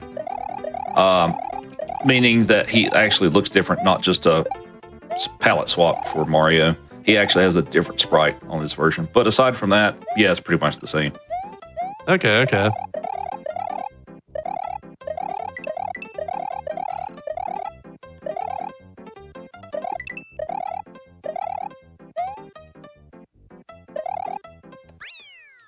Semi-scenic route. Yeah, pretty much. I go all the way around. I guess technically the warp zone of Super Mario World is the Star World. Not exactly the warp zone, but like it's pretty much the same. That's essentially what it equates to. But yeah, there's not an actual warp zone, but that's the closest equivalent. So that's basically what they go with for warpless. It's like the spicy warp zone, I guess. Yeah. Fish jump. Fish jump. Nice. Spin jump is faster. It's not faster, but the spin jump, when you do spin jump, you don't jump as high as you do with the regular jump. So in some places that's kind of beneficial because I don't want to jump up as high as with the regular jump. But it's not, you don't move faster that way. It's just kind of it makes some things easier though.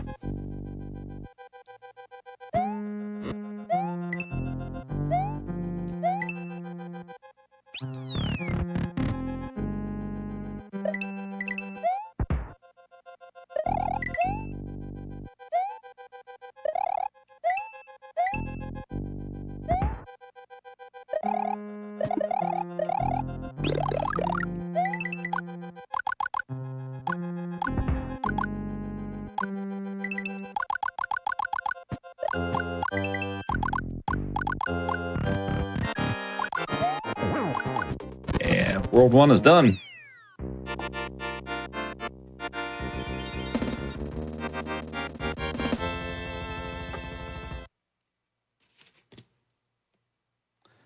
Since when was Super Mario World included in All Stars? So the deal with that is later in the life cycle, they made a cartridge that was All Stars plus Super Mario World, and the only way you could get it was if you bought it with the console. Like they didn't sell it standalone off the shelf. It was part of a console bundle, but that was later in the life cycle, so that's why a lot of people didn't know about this version. But yeah, I never realized that actually. Yeah, they did that in the North American, European markets. They didn't do it at all for the Japanese market. It's quite a strange decision, honestly. I wonder why they did it like that. That I'm not sure.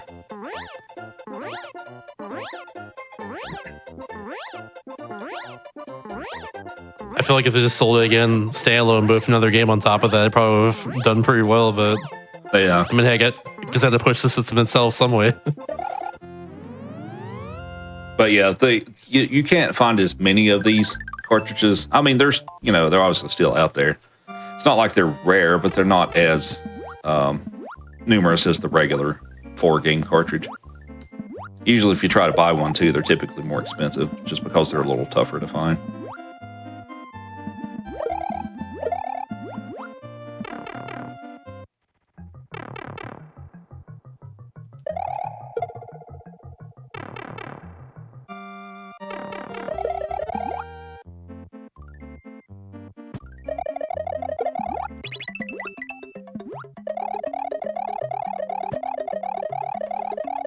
If I recall correctly, holding an IM or I guess a Koopa Shell in this case under wire is just faster, right? It makes it move a lot faster than normal.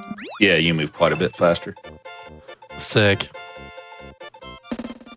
Oh yeah, look at that. 9-day difference right at the end. Oh yeah. The carts are averaging around $35. That sounds about right. I think when I bought the cartridge back several years ago and stuff, I think I paid about $50 for it. Actually, it wasn't cheap. I'd say at this point, given you've run all 5 games, money well spent for sure. Yeah.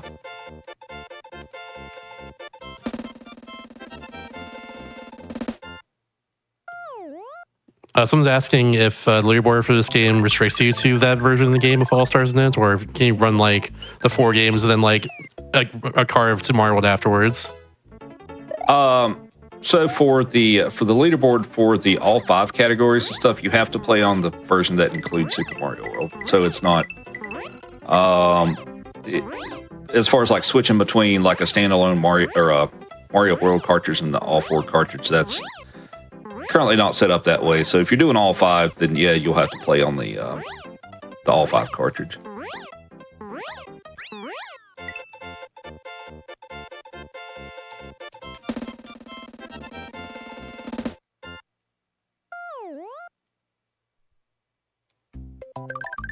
Makes sense.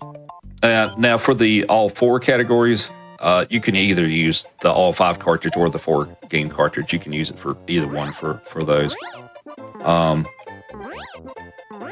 there's a few speed differences between the different versions. So there's 2 of the all 4 cartridges. There's 2 Japanese versions. There's a 1.1 and a 1.0 and a 1.1.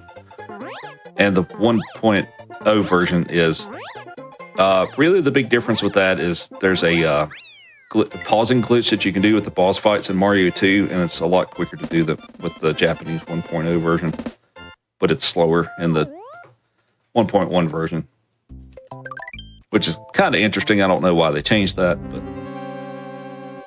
yeah, it's definitely unique. Yep. Whoops, I took off too early. There we go.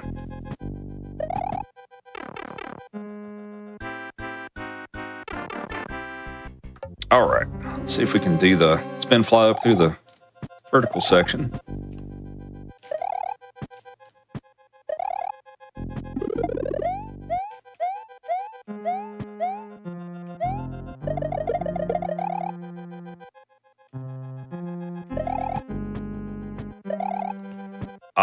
All right, I bonked just a little bit, but the rest of it's pretty good. Also, here's the quickest way to take out some of the Koopa kids. 2 fireballs and a stomp on the head. 1, 2, stomp. There you go. So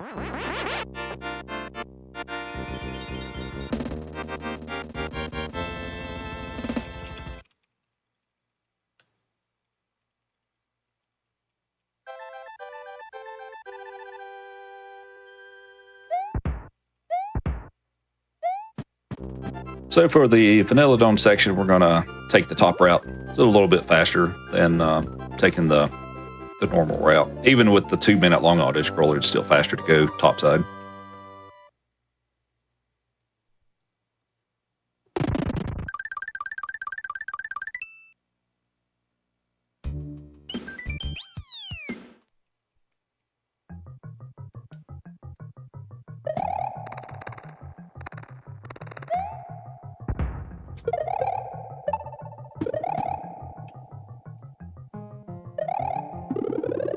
All right, that was pretty good.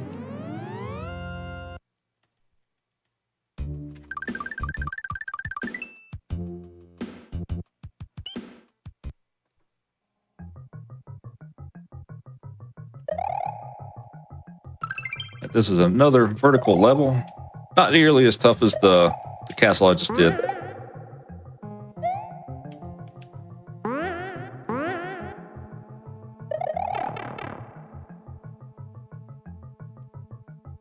Very flashy, though, that's for sure. Oh, yeah. That's just his whole game, really, to be fair. I guess, speaking of which, what'd you say was your favorite level in this game?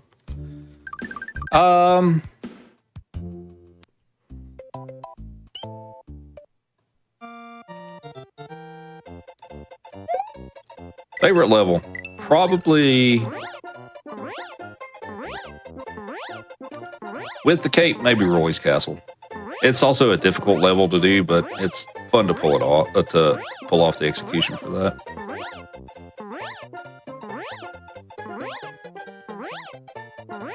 And now we're kind of in the section of the run of where I'm just kind of flying over stuff. Yeah, cape's really cool for a lot of like individual movement, like in the castles, but some levels just fly over everything. Yeah. Stabby, honestly.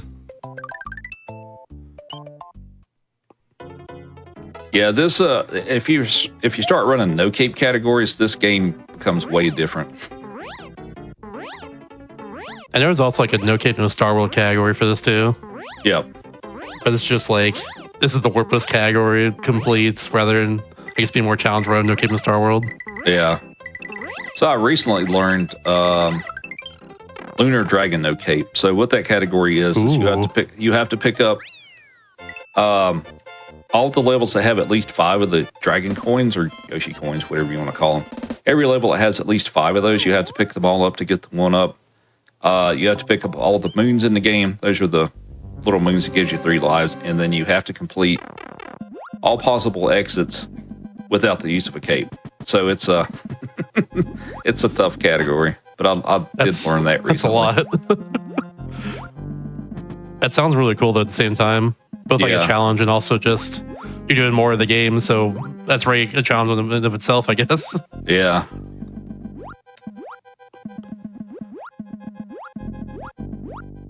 I never had Lunar Dragon on my show before, but definitely thought about it in the past.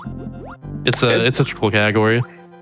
Yeah, it's tough. I will say that it's tough to. Well, you have to remember where all of them are, and then the setups to trying to grab them all quickly and stuff like that. So it's a cool category. It's just not the easiest to learn. It's one of the more difficult categories I think after all these years that I've tried to learn. All right, I got a pretty good pattern out of them.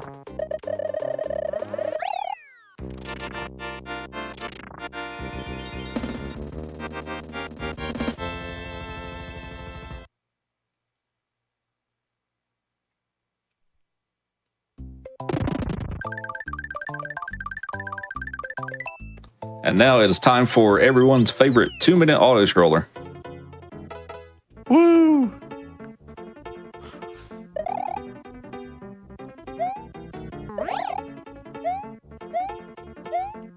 I guess it means there's more time for announcements then, right? Yeah, go for it. Hell yeah. All right, cool.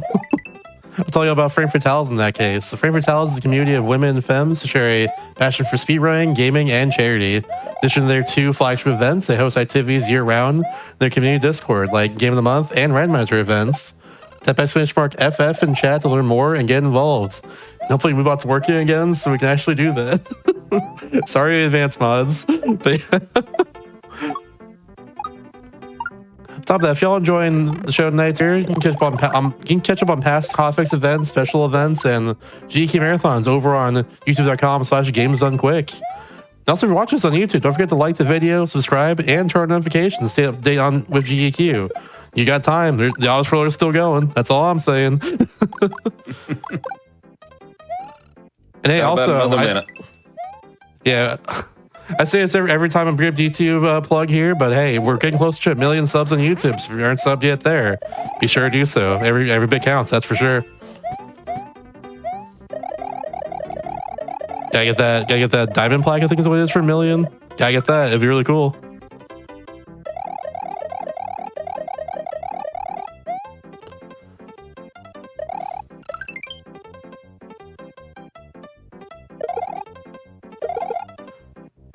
Oh yeah, America's a good point in chat as well. Yeah, Frost Fatales will be March 8th through 15th this year. The Frame Fatales event's always a fun time, so yeah, look forward to that one.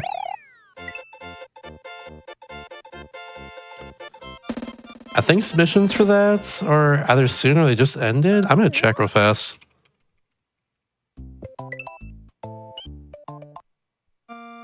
Oh, it ended like a week and a half ago. Okay, well, there we go.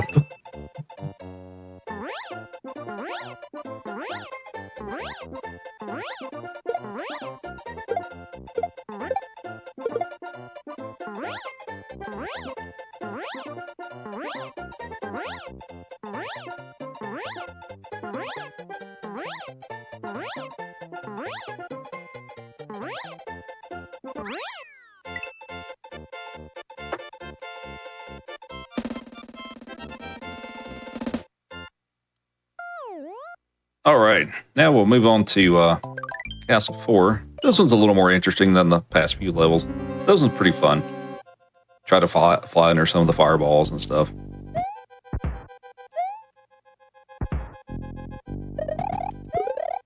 Do a little trickery there.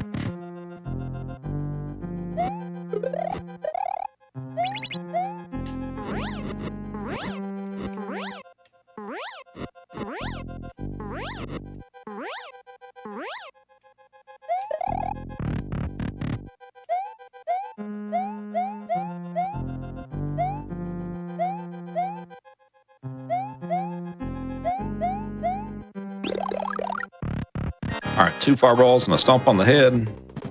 And there we go.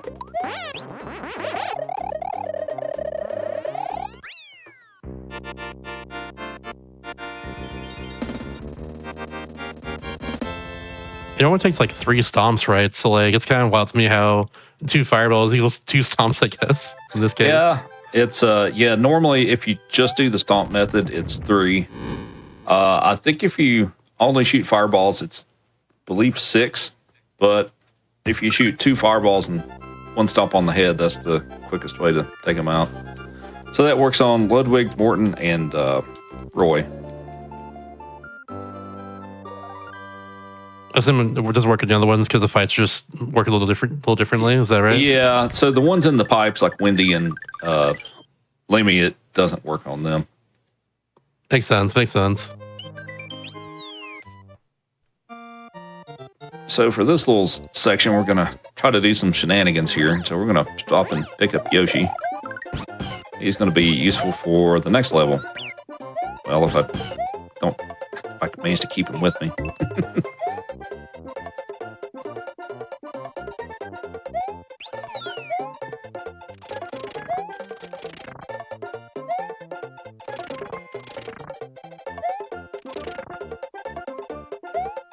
I asked you earlier about your favorite level in this game.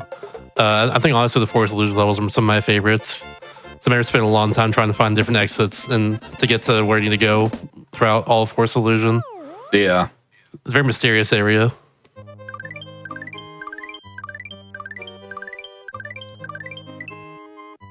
So, I don't know if that's a hot opinion or not, but yeah. Yeah. All right, so we're going to try to clip through the wall here with Yoshi to let me get underneath and I can swim under the level. And nice, it let me through. All right, so on the first try. So that's kind of a luck-based to an extent, or REG-based, in that if I do the execution perfectly, there's still a 25% chance that it'll kick me back out. But thankfully it didn't. So that allows me to just swim under here, and this is way faster than trying to go through all the twists and turns and all that stuff.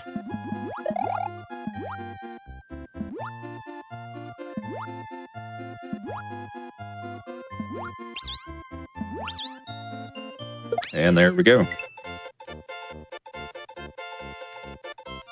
Very clean.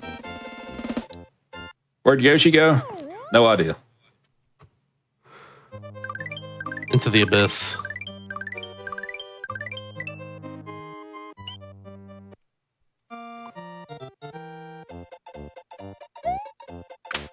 Not too much to this one, just kind of another flyover level.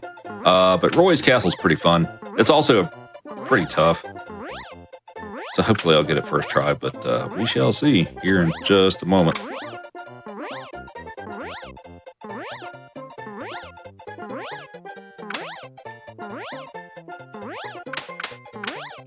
Whoops. There we go.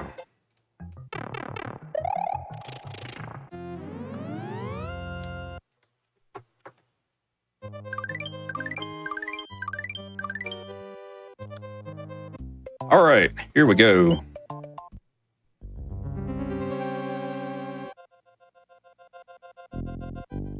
Good luck, good luck.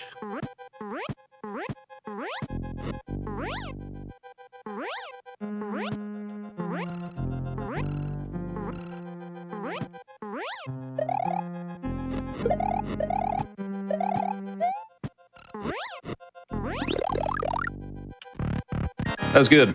I'm happy with that. Yeah, that was really clean. Good stuff.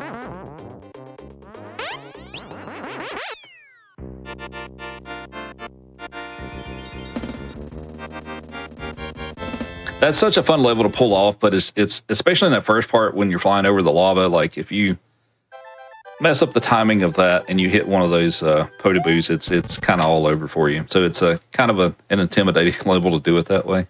But That's a little dip that and go back up that you do right at the start. yeah, It's very cool. yeah, that's one of those levels that took me quite some time to get down when I first started learning this game. But it's one of those, when you do it right, it's so much fun.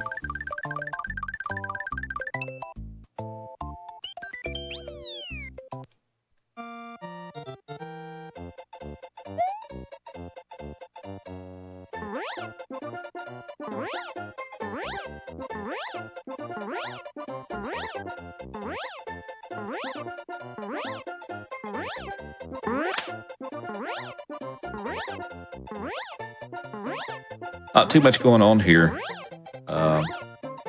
So the route we're going to take through this is we'll get to Chocolate Island 2, and we'll take the secret route to skip most of this world and go to Castle 6. So this one shouldn't take too long.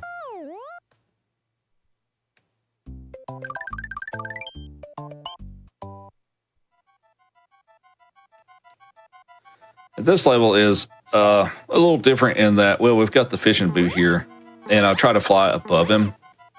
But if I fly too high, there's some invisible blocks up above the screen, so I'll bonk into those if I fly up too high. But hopefully I don't hit it. I think we're good.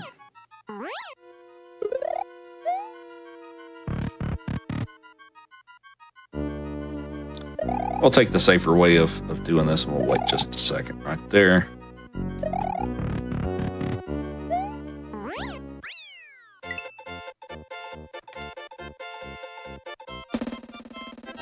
So the next level is Chocolate Island 2, and that's one of those levels that a lot of people didn't understand exactly how it worked with how to get which exit. So the way this level works is whatever the second pipe you go into is, which exit you get is based on what your timer is.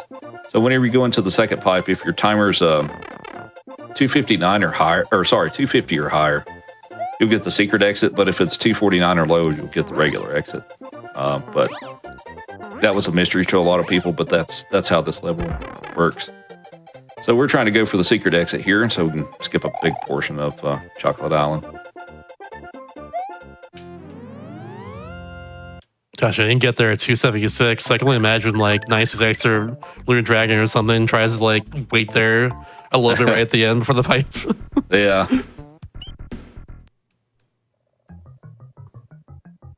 It's a little bit annoying, I guess, in the case of speedrunners, but that's how it goes.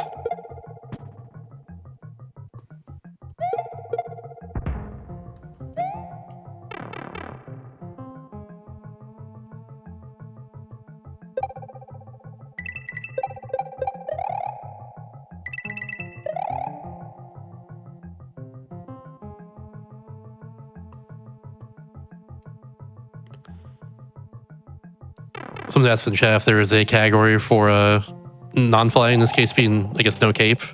There is, in fact, a no cape, no Star World category that exists for Super Mario World, which changes things up a little bit, to say the least. Yeah. But for the sake of a run like this, where it's basically all 5 warpless, you do actually include the cape because it is faster to do it. Yeah.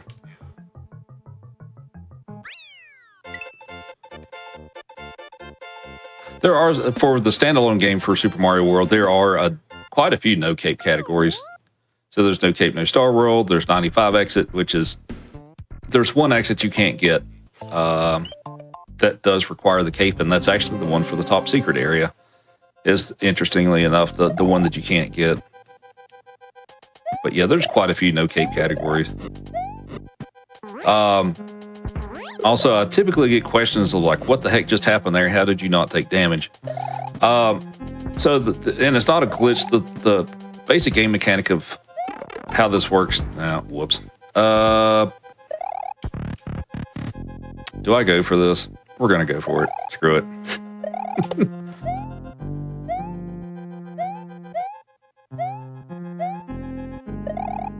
Yeah, I got it. All right. Sweet. Nice.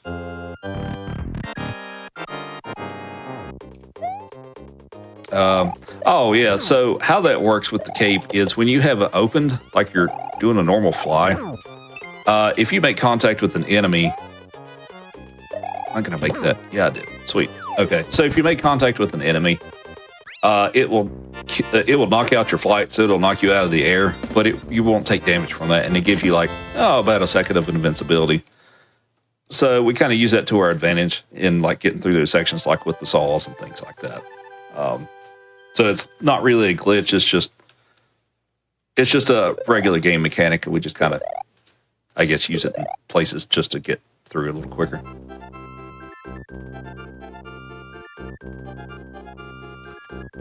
I've noticed we're doing this, by the way, but our producer is currently tracking the times in the commentary boxes for each game we play here. I didn't even notice that until now. It's awesome.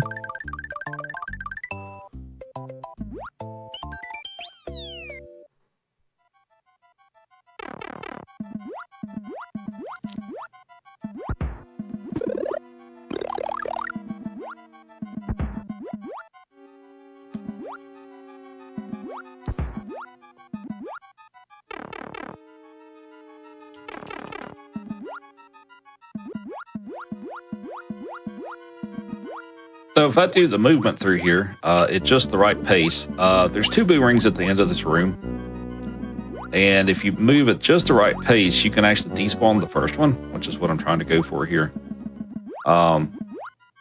It looks like the alignment's pretty good for that. So hopefully this first boomerang won't show up. And it's not there. So cool.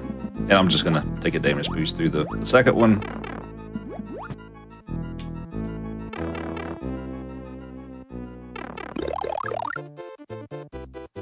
And there should be a mushroom over here.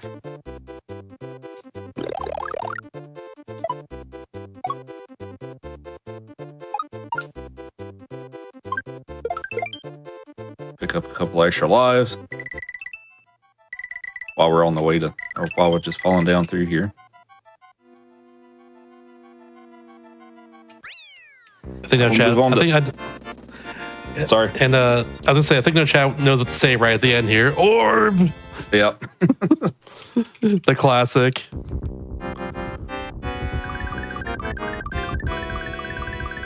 So on the Valley of Bowser.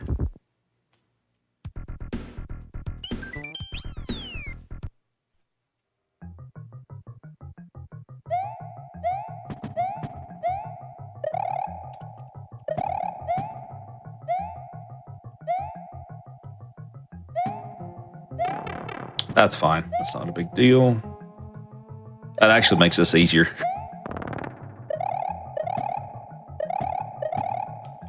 But yeah, one thing that's nice about some of these categories is if you know no cape strats, you can definitely not, or kind of minimize some of the potential time loss. Like if you lose the cape, because like I didn't go back and pick up another cape. I just know the no cape strats for a lot of these levels, so it's definitely helpful if you make a mistake and you can just keep going without having to go back to a previous level.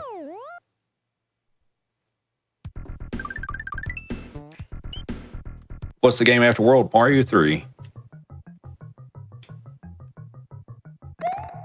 Yeah, it's the longest one in this case. Decided to include it last. You know what? I'm confused as to what just happened there. What? Yeah, what just happened there? That's a great question.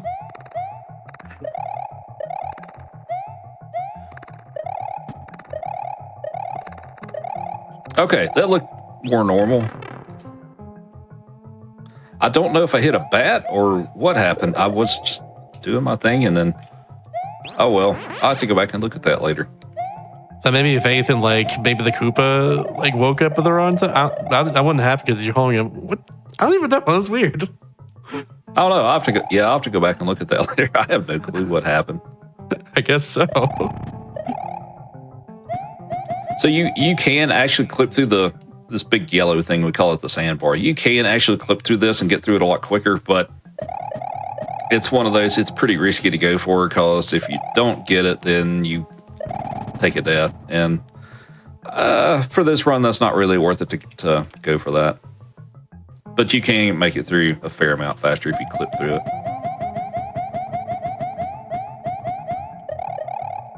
All right, so we're going to do the secret exit here. There's a key off to the left. So we're going to fly up here and take the secret exit.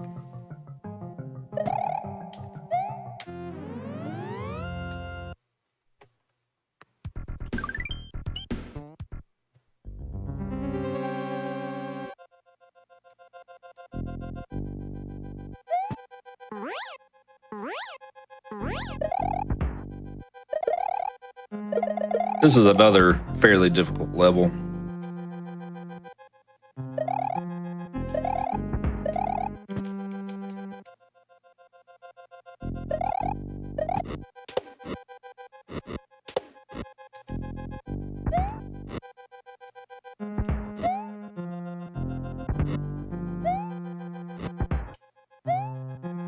All right, not bad. Come on, give me a good pattern. Good pattern. That was decent.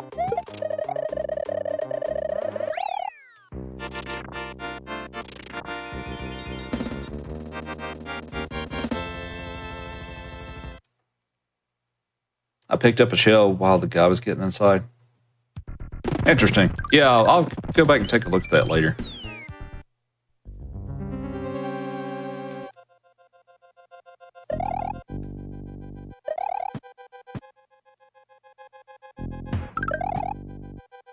All right, so we just have the Bowser fight left here. And I believe we'll take a short break before we do SMB3. Yep, that's the plan. I've always wondered though, what is it like icon that's like underneath the I am there on the last stage or last screen there? Not sure. I don't know either. It looks like a plum to me. I don't know. If anyone in chat knows, let us know for sure.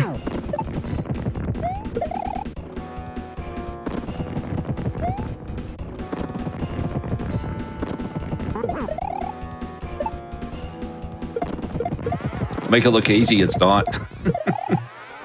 This is maybe my second or third day of doing, maybe 12 years is more like it. But yeah, so we're doing the strats here that we call the cape kill with Bowser. That speeds it up a little bit. And so on this phase, what I'm going to try to do is drop the Mecha Koopa on top of him when he stops to turn upside down.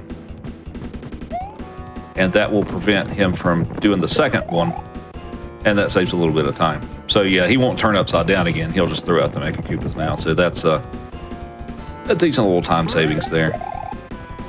And basically what I'm doing here is I'm flying up and I'm just coming down at the right time to stomp the Mecha Koopa as soon as he throws it out and it just lands on his head. So that's the basic premise of what's going on here.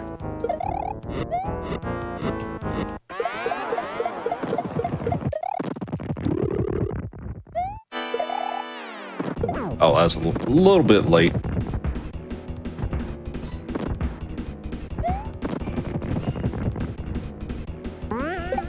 There we go. And time on that. GG's.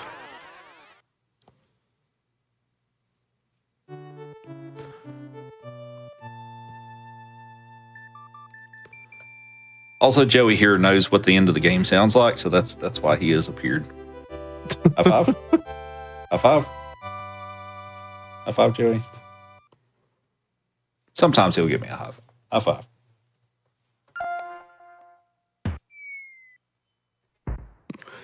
Yeah, that being said, though, we're going to take a quick break before we do the last game of our quintilogy, if you want to call it that. Super Mario Bros. 3. So stick around for some awesome SM3 action right after this break. See y'all very soon.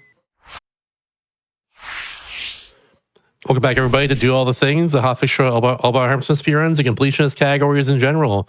I'm your host, Mr. Shasta, and we have one last game to go in Super Mario All-Stars here, Super Mario Bros. 3. So I say let's do it. Let's go fast. Alrighty, thank you. So we're gonna start the timer. We'll reset and we'll do SMP3, which is the last game. So start in 3, 2, 1, go.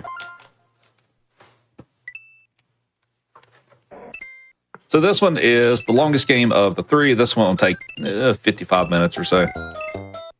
And we'll get started.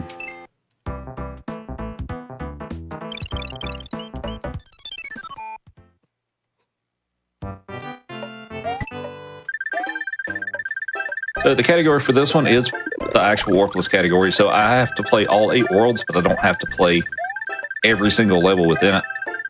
So like for this world, I won't play 1, 3, and 1, 4. But yeah, this run typically takes around 55 minutes or so. So yeah, this one is, for the all 5 warpless, is by far the longest category.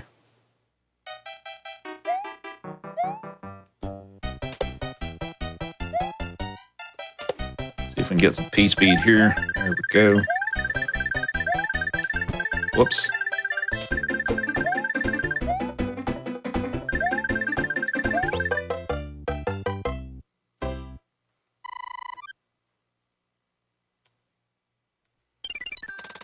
You know, typically the run for SMB3 is just like all about like gain P-speed as fast as you can, maintain that for as long as you can. Yep, pretty much. So we're gonna grab the leaf here and fly up here and grab the warp whistle. Now, since this is warpless, I can't use it, but it is quite a bit faster to complete the level this way rather than doing the extra room and the boom boom fight. I just have to be careful to not accidentally use the whistle because, yeah, that's, well, pretty much I'll put it this way. I feel like you're not a real SMB3 runner if you haven't accidentally used the whistle in warpless before. That's all right. If you use a whistle in accident, I won't tell. Don't worry. No one has to know. Just keep it a secret. Mm-hmm.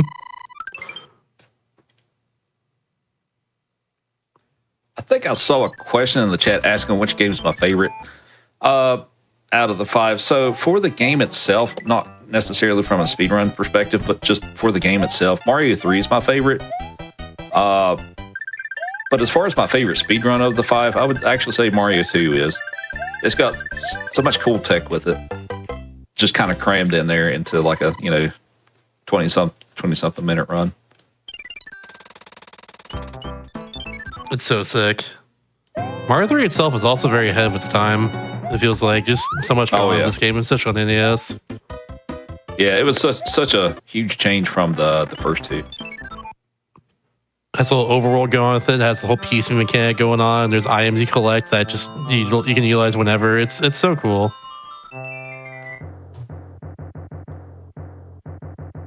And as far as between Mario 3 and Mario World, because that's usually people will, more often than not, will tell me 3 World's their favorite out of these. I like 3 a little better just because I thought the power-ups were a little cooler, and I like the themes a little better. Like for each world, you've got Ice World, and Desert Land, and stuff like that. I just like the themes a little better. And the power-ups, the special power-ups with the frog suit and the hammer suit and the Snooky suit, I thought those were a little more creative.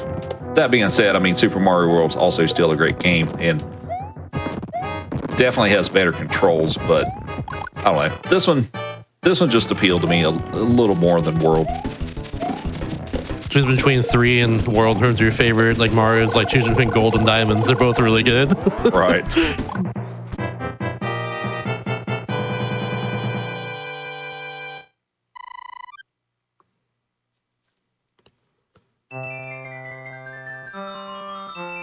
If I accidentally use the whistle, got to start all over again from SMB 1. We don't have that time. We can't do that. No. Yeah, unfortunately, I don't think we have enough time to redo the whole thing. Oh, but yeah, no, like what I said earlier, stuff too is like you haven't really done speed runs of 100% of Warpless SMB3 if you haven't accidentally used the whistle before. I've done it a fair amount myself. I've seen a few people in the past who accidentally used it in front of Bowser's Castle. Like right there at the end, and they accidentally used it. So that's so unfortunate. But yeah, I think the one I was thinking about, I think he was going to equip the hammer suit, and he just forgot to move the cursor over and hit the whistle instead. Because that's the first item in your inventory, so it's really easy to do that if you're not paying attention.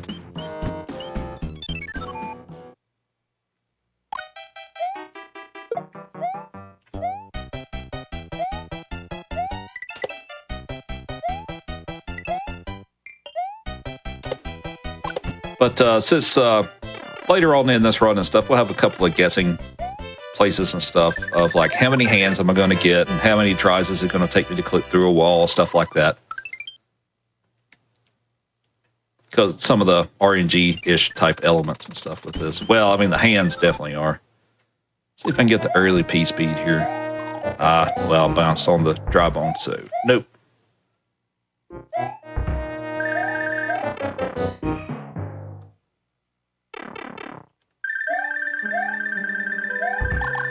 Yes, that's who I meant.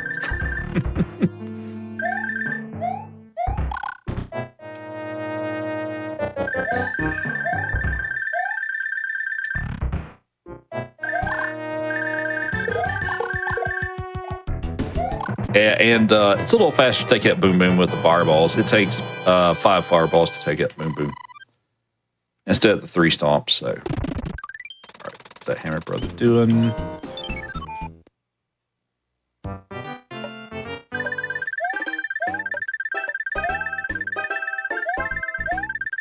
But yeah, this one is definitely the most RNG heavy out of the 5 games. You've got Hammer Brother movements, how many hands pull you into the level, things like that. So there's a lot of, if you're going for a PB and stuff, there's a lot of make or break RNG elements to this game. Yeah, I know especially Amusement of Worlds are a huge one. And like, I think is it Times of World too? If they move a very specific pattern, like a very significant one, if I recall correctly. Oh, you're talking about the World 2 Hammer Brothers? Yeah. Yeah, so if you can get the one with the hammer early, you can skip several levels by breaking the rock. But it doesn't look like I'm going to get it this time. But yeah, at the highest levels on the NES version, they've got it kind of kind of down to a science of where you can get the predicted movement to be able to get the hammer to come towards you. I debated on playing 4 or 5, but I guess we'll play 4.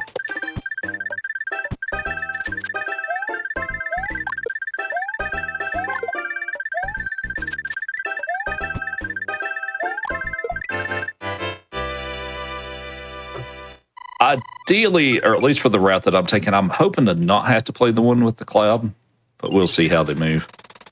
Okay, that's the one with the hammer. So if the other one can stay out of my way, that would be what I'd prefer.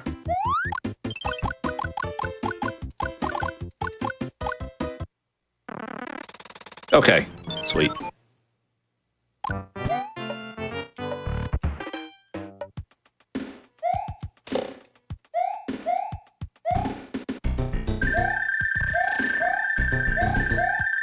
Whoops, missed the jump.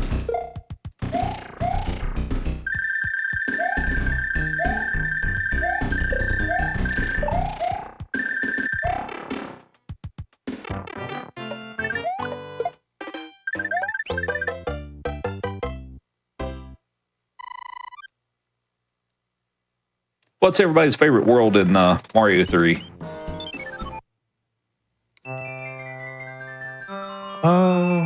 It's a good question, honestly. I don't know why, but the first one comes to mind is like there's like a giant world in this one, right? It's probably not my favorite, but like that's at least it says out to me. Yeah, a lot of people like World 4, the giant land. That's a lot of people like that one the most. That might be my favorite, actually. And there was one later on where you have to like warp between different islands with different levels on them. That's a cool one too.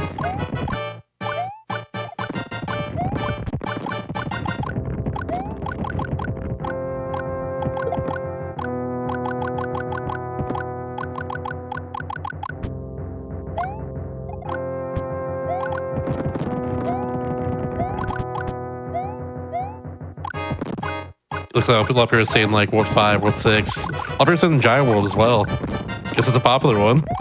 Yeah. Jesus Clip World World. on top of that. Yeah, we're probably not going for Jesus Clip today. What's Jesus Clip? Jesus Clip is the second fortress in World 5.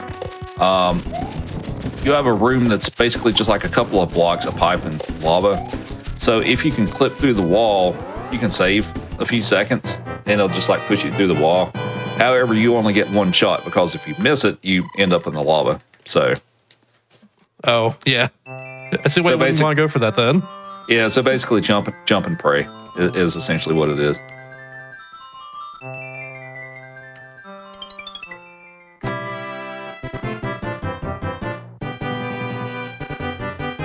Well, depending on the situation, I don't know. I would maybe, we'll see. Two for the fans. I would consider maybe going for it. We'll see.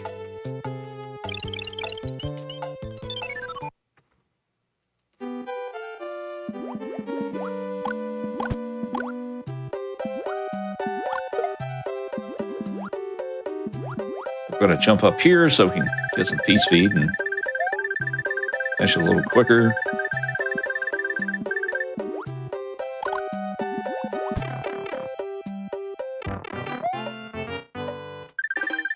So I'm intentionally not trying to get all 3 stars in a row for the cards because that the extra animation wastes some time. So well, I was hoping for P speed there, and it didn't give it to me.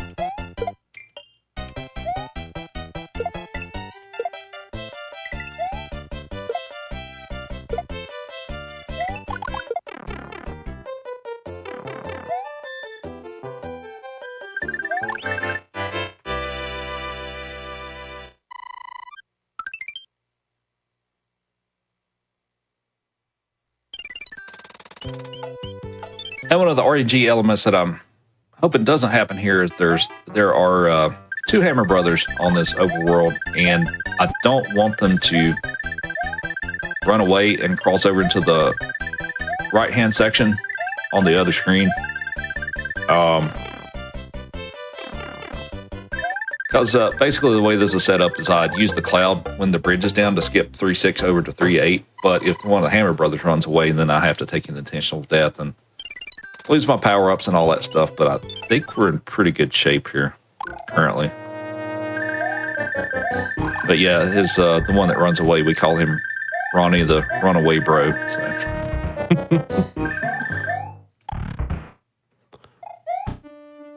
Hopefully they don't do that this time around, at least. Whoops, I shorted that just a little bit.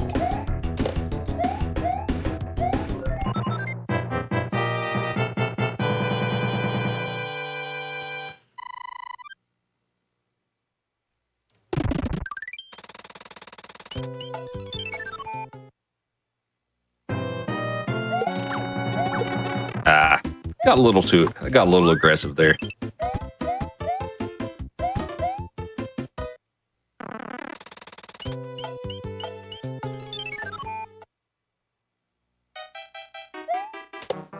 Whoops. All right, so we're gonna attempt to pick up our power-ups here.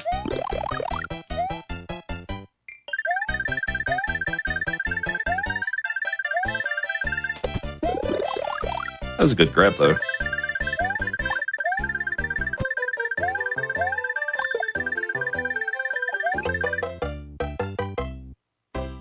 No door 3. You know what? I didn't even think about trying to go for door 3. Maybe I should have considered it.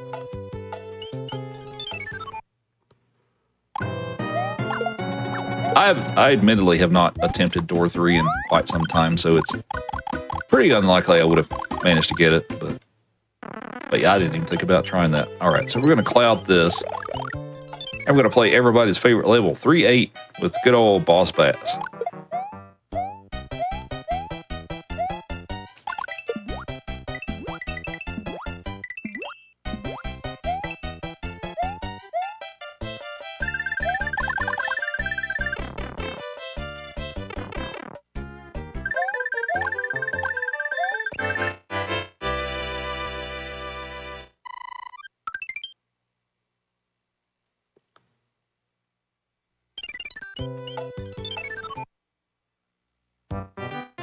And this level has what we call an H jump in it. There's a section of blocks that's shaped like an H, and open to jump over it.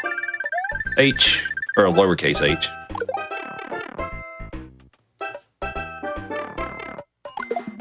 All right, that was good.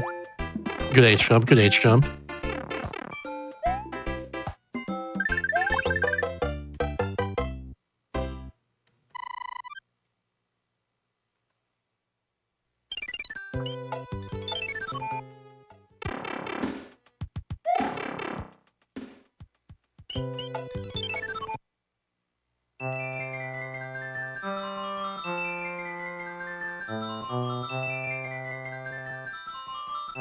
Also, the Kings are different characters in this version of Mario 3.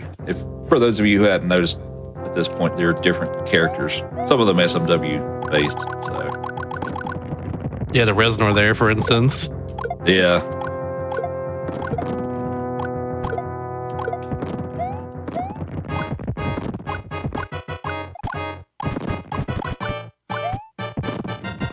It'd be time for a quick announcement. Yep.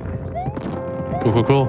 In that case, hey, if y'all are looking to get more involved with the GDQ community, you can join the official Games Done Quick Discord at the Hotfix role to stay in the loop on upcoming events, chat with staff there, and more. Use exclamation mark Discord and Twitch chat for an invite and more info as well. And also, if the Hotfix rollers get pinged whenever we go live with Hotfix, which we do most days of the week here. So yeah, if y'all want to support Hotfix for sure, get in there and get the roll if you want to watch us do more of these shows like this.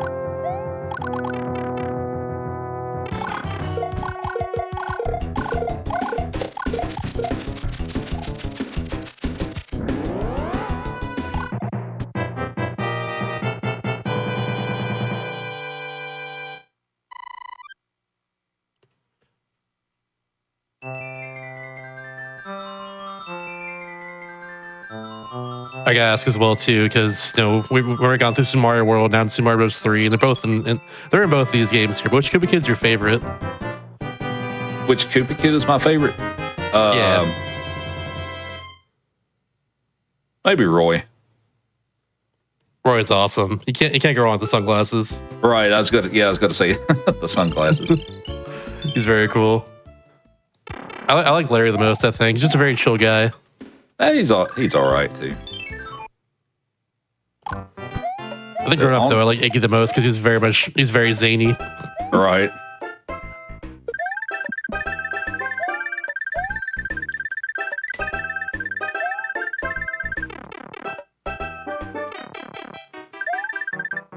The Giant World's so. Speaking of zany things, the Giant World's so zany too. All right. Yeah, it really is. It's very disorienting, but like in the best way for sure.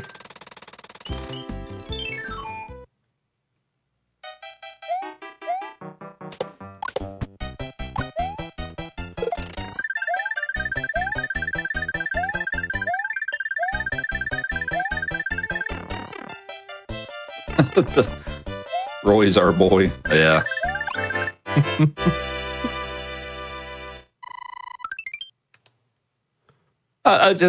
Giant World's not my favorite, but it's up there. It's pretty cool though. All right, here's definitely iconic. Yeah, this level's also iconic as far as being a visually impressive when it's done correctly level.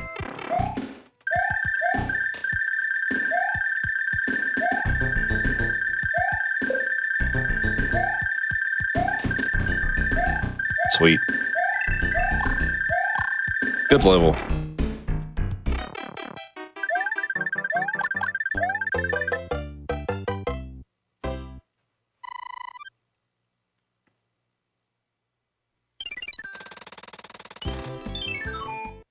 All right, this guy should have the cloud. Made you that. One of the Koopa's names is a reference to Morton Downey Jr. Yeah, all the Koopa Kids names are references. So like Iggy is named after Iggy Pop, etc. So they're all references. If I recall correctly, they're all just different musicians out there in general. Yeah. The one I remember, of course, is Iggy Pop, like you did, though. But yeah. Of course, Ludwig is Ludwig von Beethoven. Yeah, that's another one. Yeah, that's also a pretty easy one to get. So.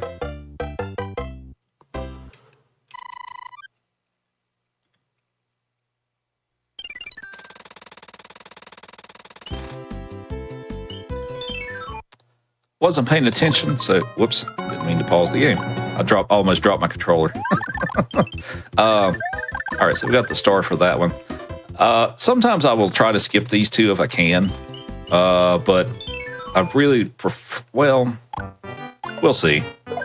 I might not fight the other one if I don't have to. I'll just have to do a wall jump later if I don't.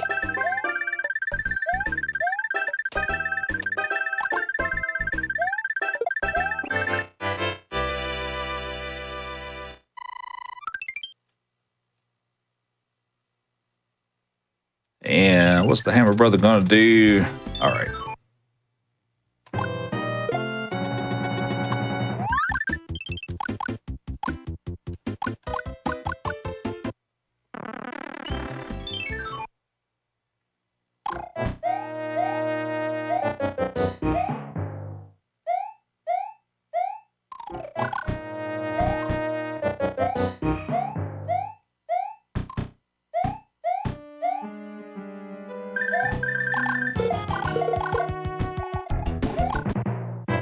Okay, so we're pretty much done with World 4. Now we just have a very slow-moving 2-minute auto-scroller. This one is by far the slowest moving airship in the game.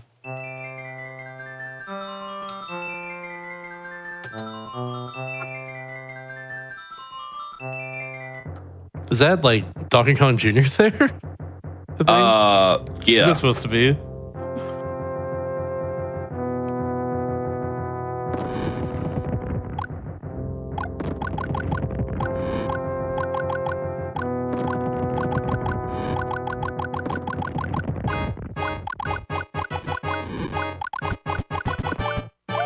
Well, this time I've run out of announcements to read, but I will say after this is the show Parallel Universe. And on that show this week, we do have Super Mario Bros. 2 Kaizo, which I'll be honest, never seen Kaizo for Super Mario Bros. 2 before, so I'm very interested in watching that after it's done. So, yeah, if y'all like Mario, y'all can stick around for sure for more Mario after this. Should be cool.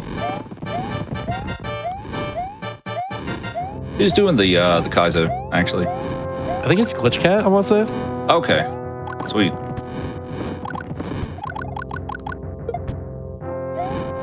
As far as SMB2 ROM hacks, Kaizo type stuff, I have played Return to Subcon. Definitely recommend. I think it's one that Glitch Cat made in particular. Yeah, he did. It's gonna be a lot of fun, honestly. Yeah, I've only seen that, and that's it for it. But there's a bunch of other fan games going on after this for SMB2 Kaizo, which that intrigues me a lot personally.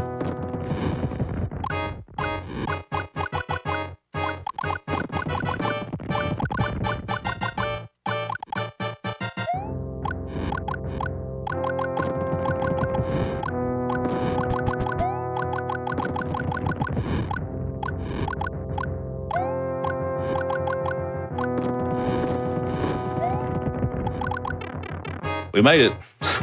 Made it to the end of the auto-scroller. Woo!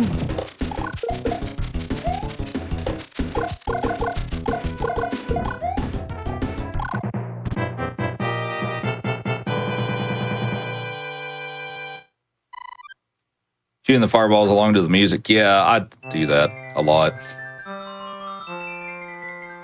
Honestly, you kind of have to a little bit. Yeah. Gotta do what you gotta do to keep yourself sane during some of these auto scrollers. Yeah, it's something like that, yeah.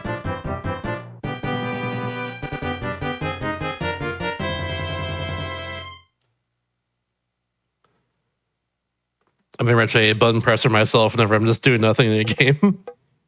That's for sure.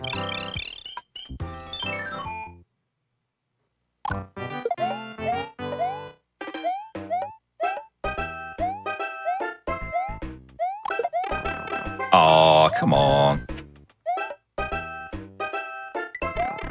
Ooh. All right.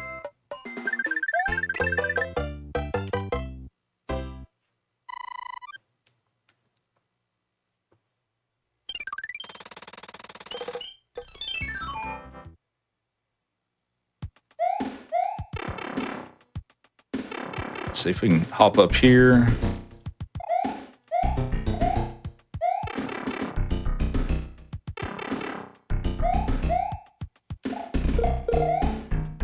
Backward slide.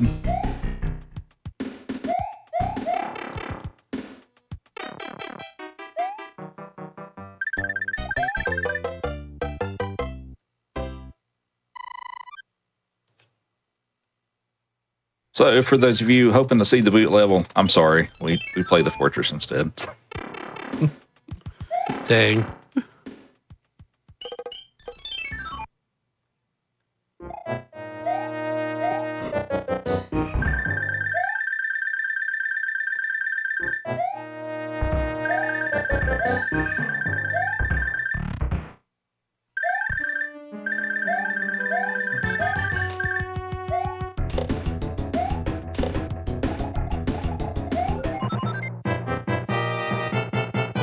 But now we're gonna let the Hammer Brothers take a nap so I can go on by them. I don't need to fight either of those. So we will use the good old music box.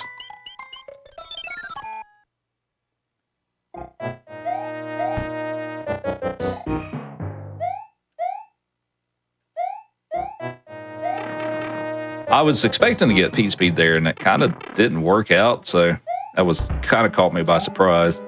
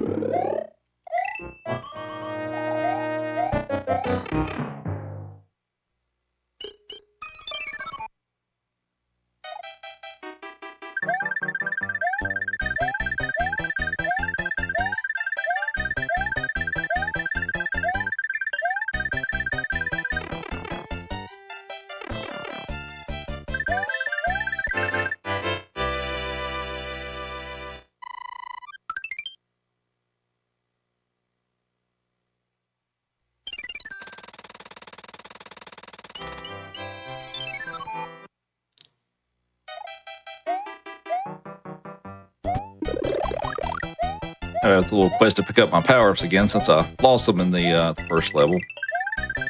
But up to this point, it doesn't really make sense to stop and pick them up. Because, I mean, you can, but it kind of costs a bunch of time.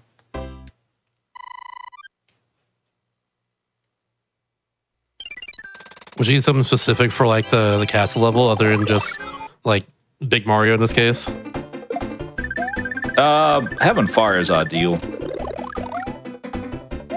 Oh, come on. Well, no P-speed, but that's okay. Makes sense. Fire's just really good.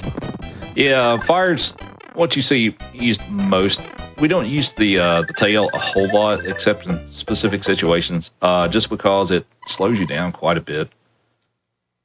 Because if you start flying with the tail, you slow down dramatically, and it's just only used in certain situations, typically.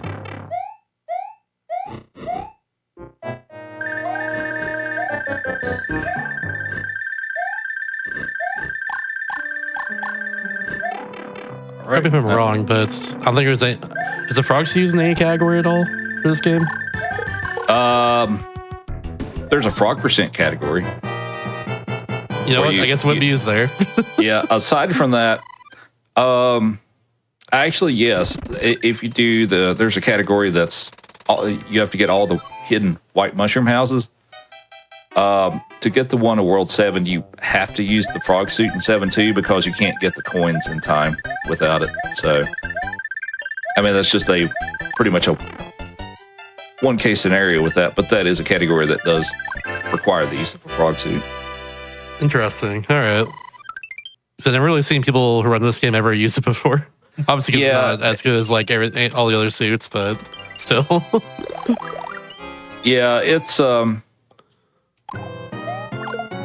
yeah, so like one place that would be pretty good to have one would be 3-5. Since that's, most of it's underwater, but if you have a P-wing, you can just fly over it quicker than using the frog suit. Makes sense.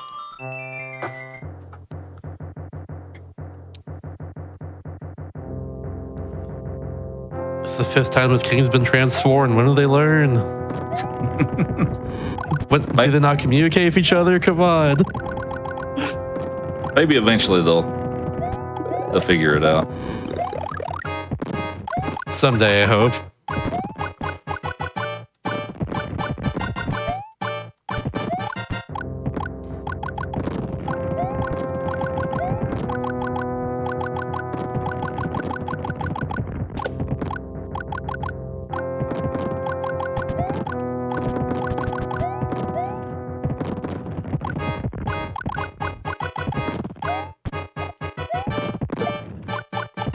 So between all 5 of the games we've seen you run tonight, what would you say is like your kind of like main sort of game between all 5 of them? Like the one you probably spend the most time on, and you say you're like the biggest expert on.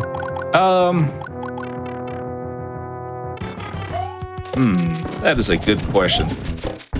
I guess as far as like consistency goes, and I guess the game I've put maybe more time than the others would probably be SMB 1. That's also typically my most consistent game. But I also put up some pretty good to run when they go my way for SMB 2. But yeah, I'd say probably between those two. Like I have pretty good times in all 5 of them, like standalone. But makes sense.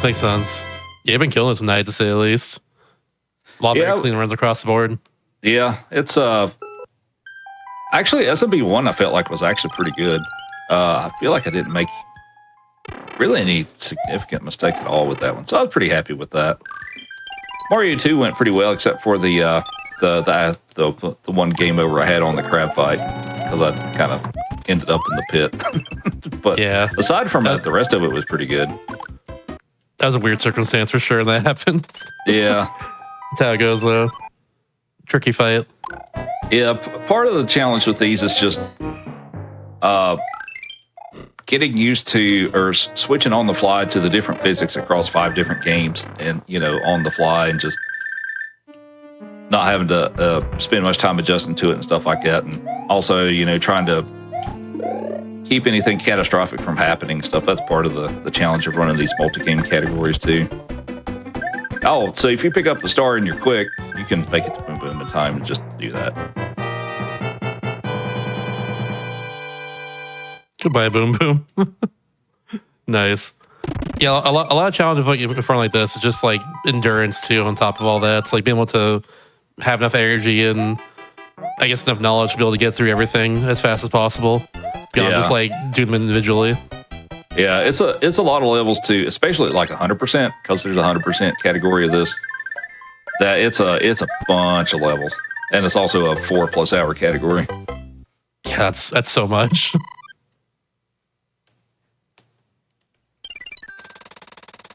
Oh, here's a question for the chat. I'm gonna let you all vote on it real quickly. Do you all want me to get the hammer suit for Bowser or do the fire kill? Because if I'm doing the hammer suit, I need to pick it up here. I'm super down for hammer suit myself. I always like the hammer suit a lot in this game. I think casually I always gravitate towards it over a lot of the other powers or anything else.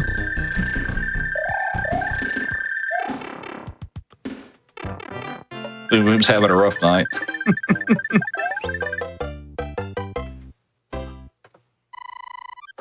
Hammer suit? Okay. I see several hammer suits. All right, we'll pick it up. Let's go.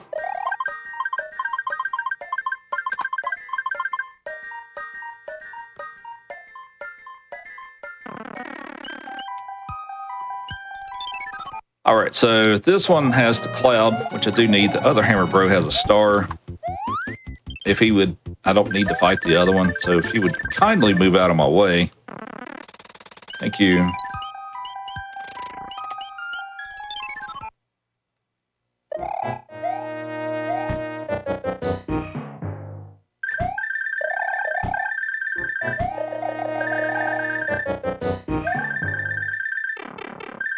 And so that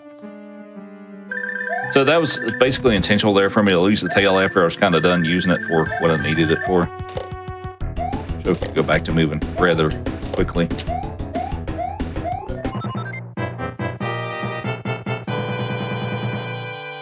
Like fire for the skill, but hammer for the memes. Unfortunately, kind of true of hammer at this point. But so cool, though. Yeah. All right, we have another H jump here. H.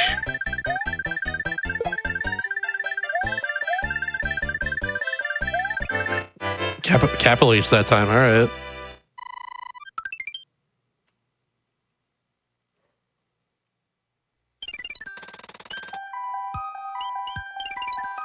We're just going to P-Wing over this one. If I didn't have the extra P-Wing, I would just do a wall jump and jump up here to finish the level. And for some reason, it's way easier in Small Mario to do that wall jump. I don't know exactly why, but yeah, if I didn't have a P-Wing for that, then I would just do the wall jump. And we're going to take some damage here. Not that much damage. That's too much damage.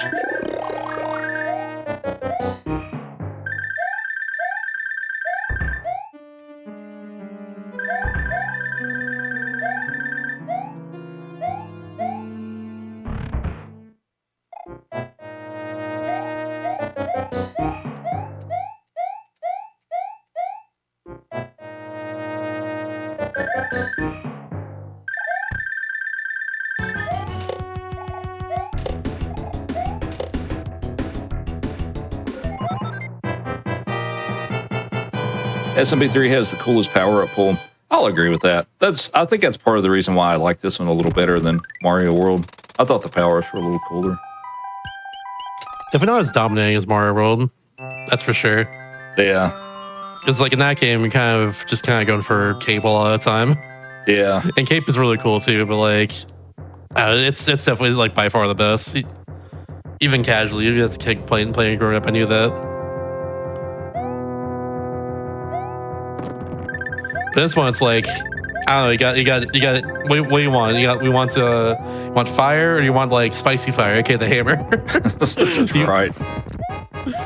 It's basically the same, but like just a little arc. That's cool. It's very cool. Okay, so the next level is 7-1, and typically what we try to do is we try to clip through the wall to just finish the level without having to go inside.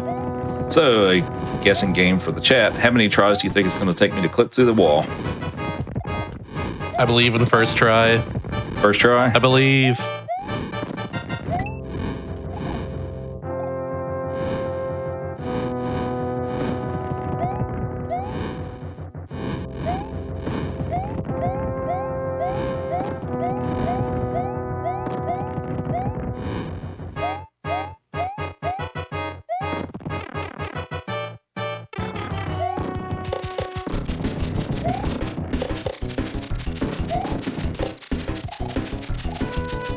Someone says H a number of times. It could be an A number, honestly. Yeah. I was trying to go win. Yeah. Let's see. 1, 4, 2, 3, 27. Ooh. Hopefully not 27. Hopefully I was trying to go for a manipulation strat of it hopefully giving it to me on the first try if I execute correctly, but I didn't quite get it. So I'll just have to try it till I get it.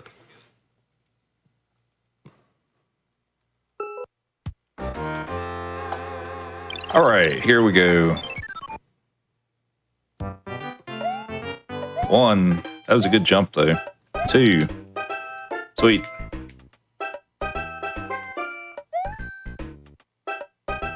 Very nice.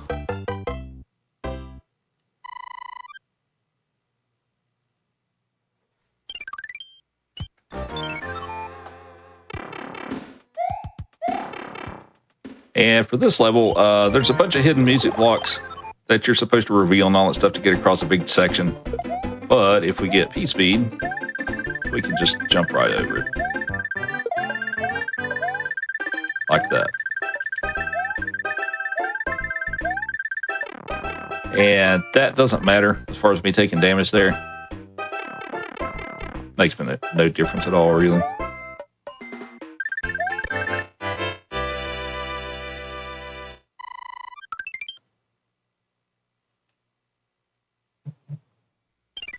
It's 2 tries.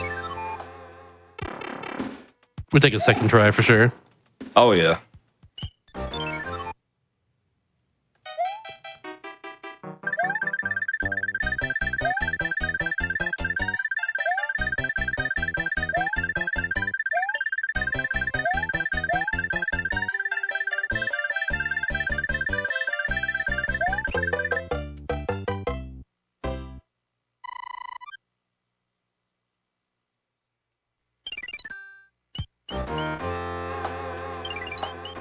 Actually, that's a good question. What does the P stand for in P speed?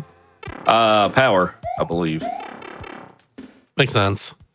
Power speed, I guess, would check out, I guess, if that's what full speed is.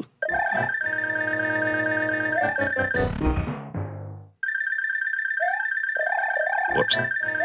Yeah, so we clouded over 7-4 because I feel like most people don't like that level. It's the underwater auto scroller. I feel like most people are fine with not having to play that. Yeah, definitely not going to play for sure.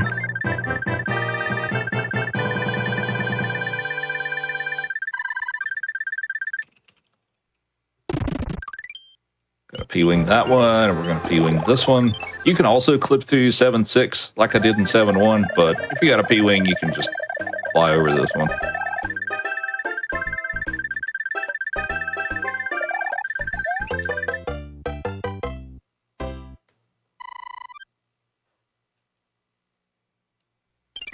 All right, so next level is 7-8. For me, it's one of the most difficult levels in this game to do quickly, so let's see how it goes.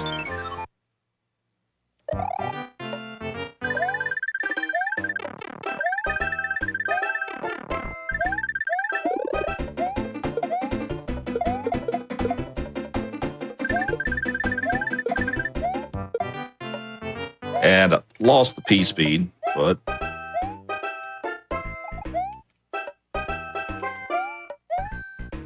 oh, this is so close. All right. Very nice. Okay. Having an intimacy for that one. Good stuff. Good stuff.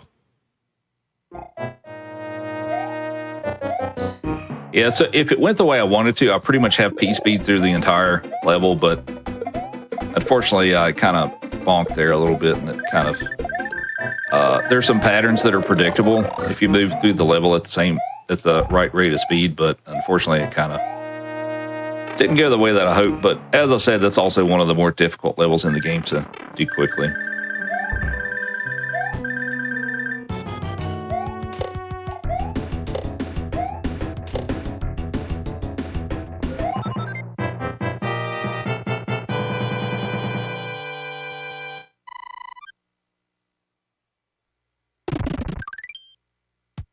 We're going to put that one to sleep, and we're going to go to the airship.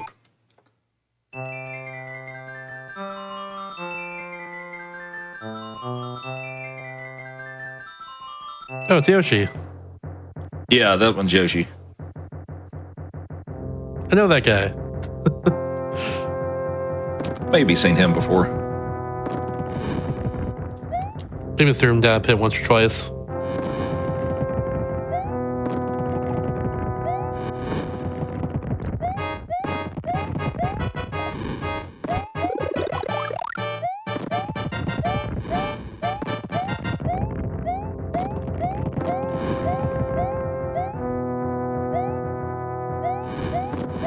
So we have just one more world left to go.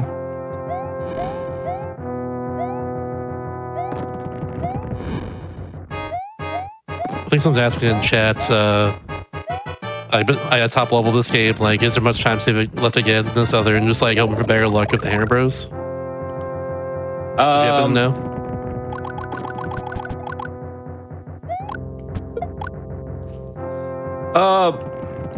At the top of the, or at the highest tier, I don't know if there's much as far as new developments with that. But the basically the big thing they've been doing for a while now is they've got it till if they do fairly exact movements through like World 1 and World 2 up to the Hammer Brothers, they can get the early hammer every time. Now, it's extremely difficult to do that, but they have figured that out to be able to get the early hammer. I haven't really tried that myself, but it's basically like a World 1 RNG manip up until like early hammers of World 2 then? Is that correct? Sort of. There's some...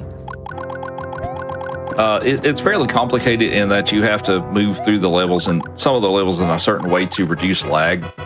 Because if you start to get like lag frames and stuff, it throws off the whole sequence of getting the RNG that you need to get like a guaranteed early hammer. So it is a kind of a tool that they use, but it's also still rather difficult to get that consistently. Makes sense, yeah. Those early hammers are so brutal for runs in this game. Yeah. That's for sure.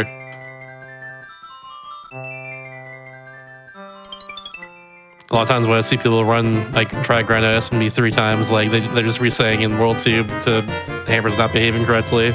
Right. And, yeah. And then once, like, they finally get a run where it goes right, it's go time at that point. Yep.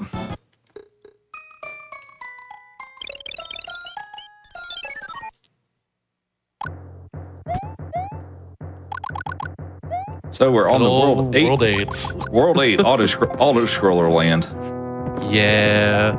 I noticed earlier when you asked about people's favorite worlds in this game, no, it's the World 8. And that's for good reason. Yeah. Yeah, half of this is auto-scrollers, so...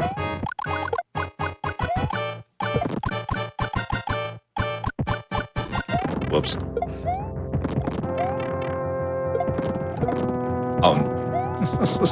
Wasn't paying attention there. I guess I should probably pay attention.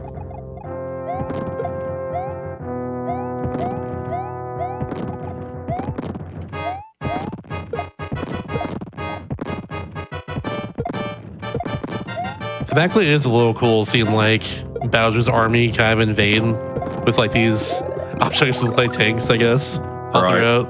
It's kind of neat.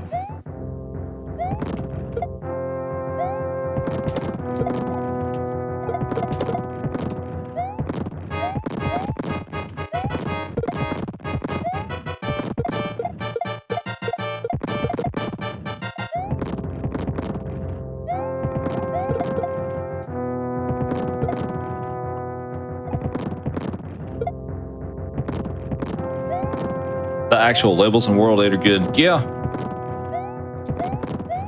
I can agree with that. I'd say during World Day, especially though, if there was any questions for Rupert here or any questions in drill, now's a perfect time for sure. Just there are a lot of scrolls we gotta go through.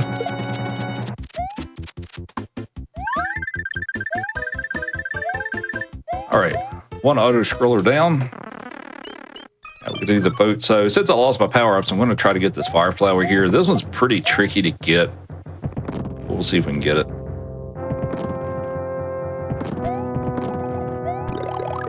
Nice. All right.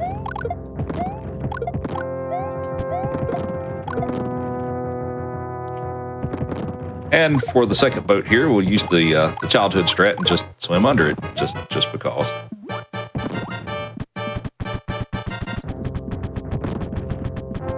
Honestly, I didn't even know you can do that. Yep, you can totally do that.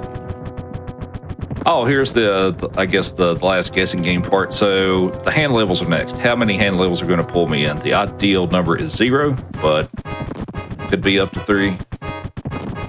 I believe in 0. Come on.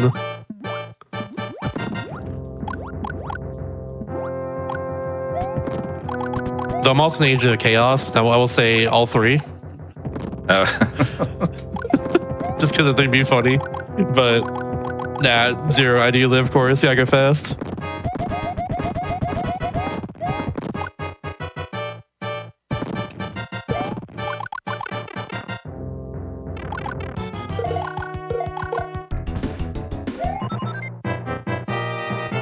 It looks like an answer for every single possibility in chat, so Yeah. we got it covered. Very well coordinated, yeah. All right, here we go.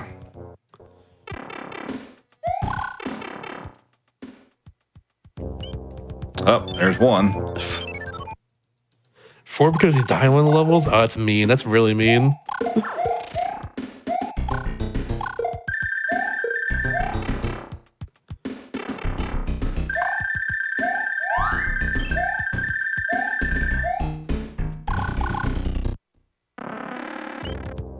There's 2.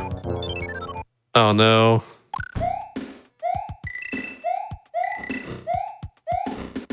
I was kidding about being Agent of Chaos. No.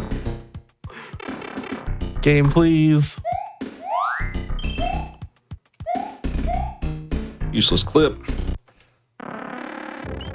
Okay, 2 hands. Awesome. Thank goodness. I'm guessing like 2 or 1's usually the average there, right? Yeah. Checks out. I just kind of wonder why they include the hands in the first place, which is like completely optional. Or like optional in quotes because it's random, but yeah. Right. It's just such a strange overworld obstacle to me.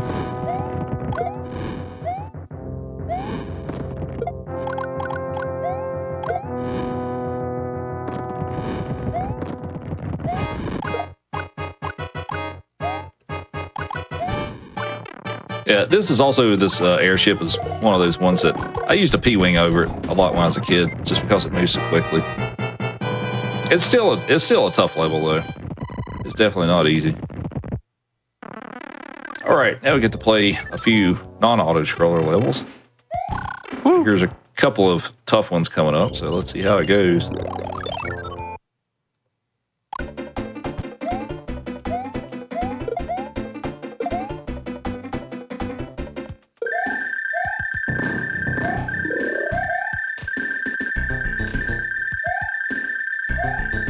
All right, that was good. Very clean.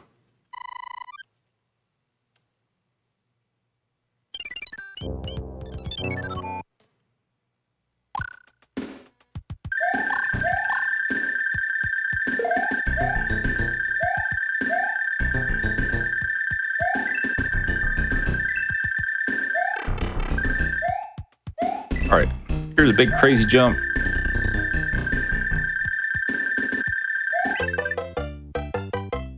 A little close to the sun. Ooh, yeah. Just a little.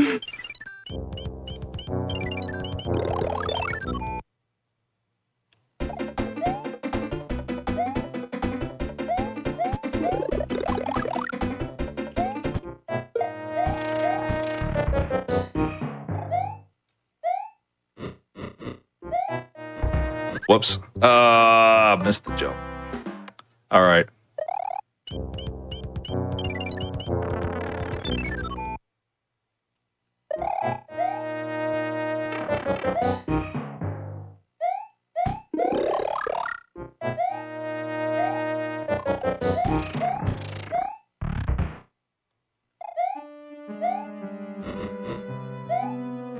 There we go. Now I pressed the jump button correctly. Work on through the mini H there.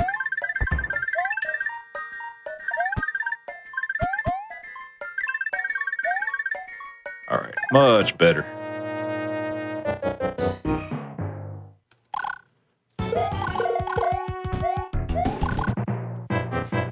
Oh, the H's, yeah. Yeah.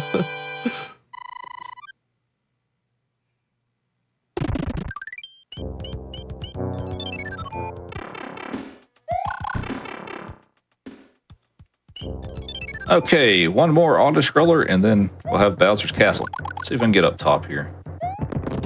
Sweet.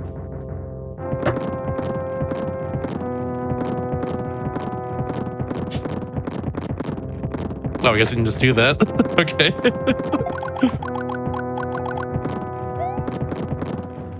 Oh, hi Joey. What's up, buddy?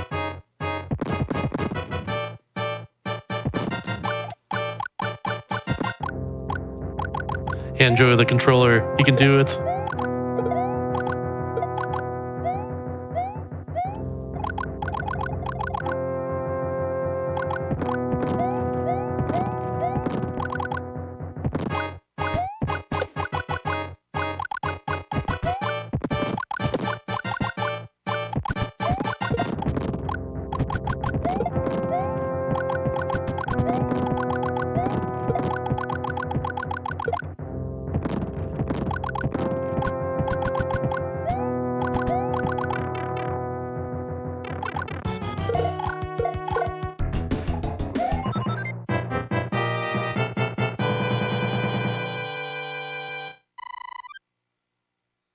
All right, so chat voted on use the hammer suit.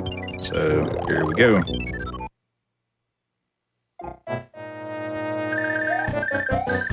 See if I can get a wall clip. Nice.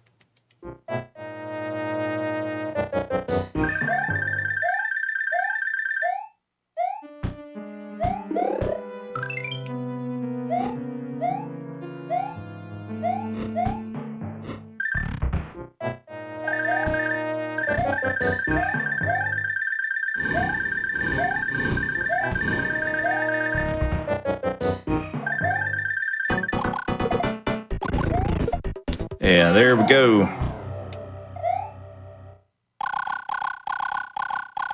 Oh, just immediately dead. Okay. Yeah. It was so quick for that one.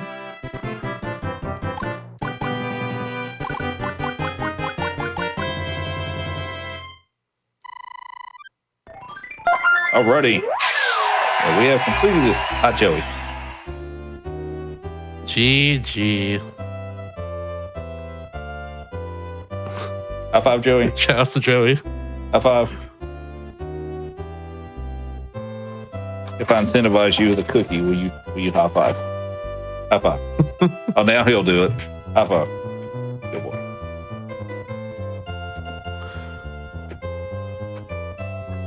Yeah, eight shouts here at the end of this run.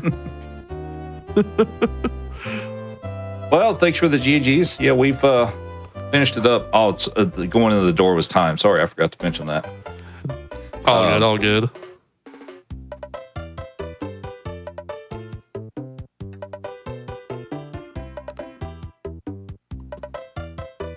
Yeah, any shout outs here before we sign off for the show? I don't think so. Just I did want to say thank you all for having me. Hopefully everybody enjoyed. Absolutely. It seems like a lot of people enjoyed this. So after this, we got Parallel Universe with Helix. We have Super Mario Bros. 2 Kaizo on for the entire show. So stick around for that. It's gonna be a lot. It's gonna be a lot of fun, especially like Mario. Hey, we got more Mario for you. Don't you worry tonight. So yeah. Also be sure to also follow Rupert at twitch.tv/Rupert's.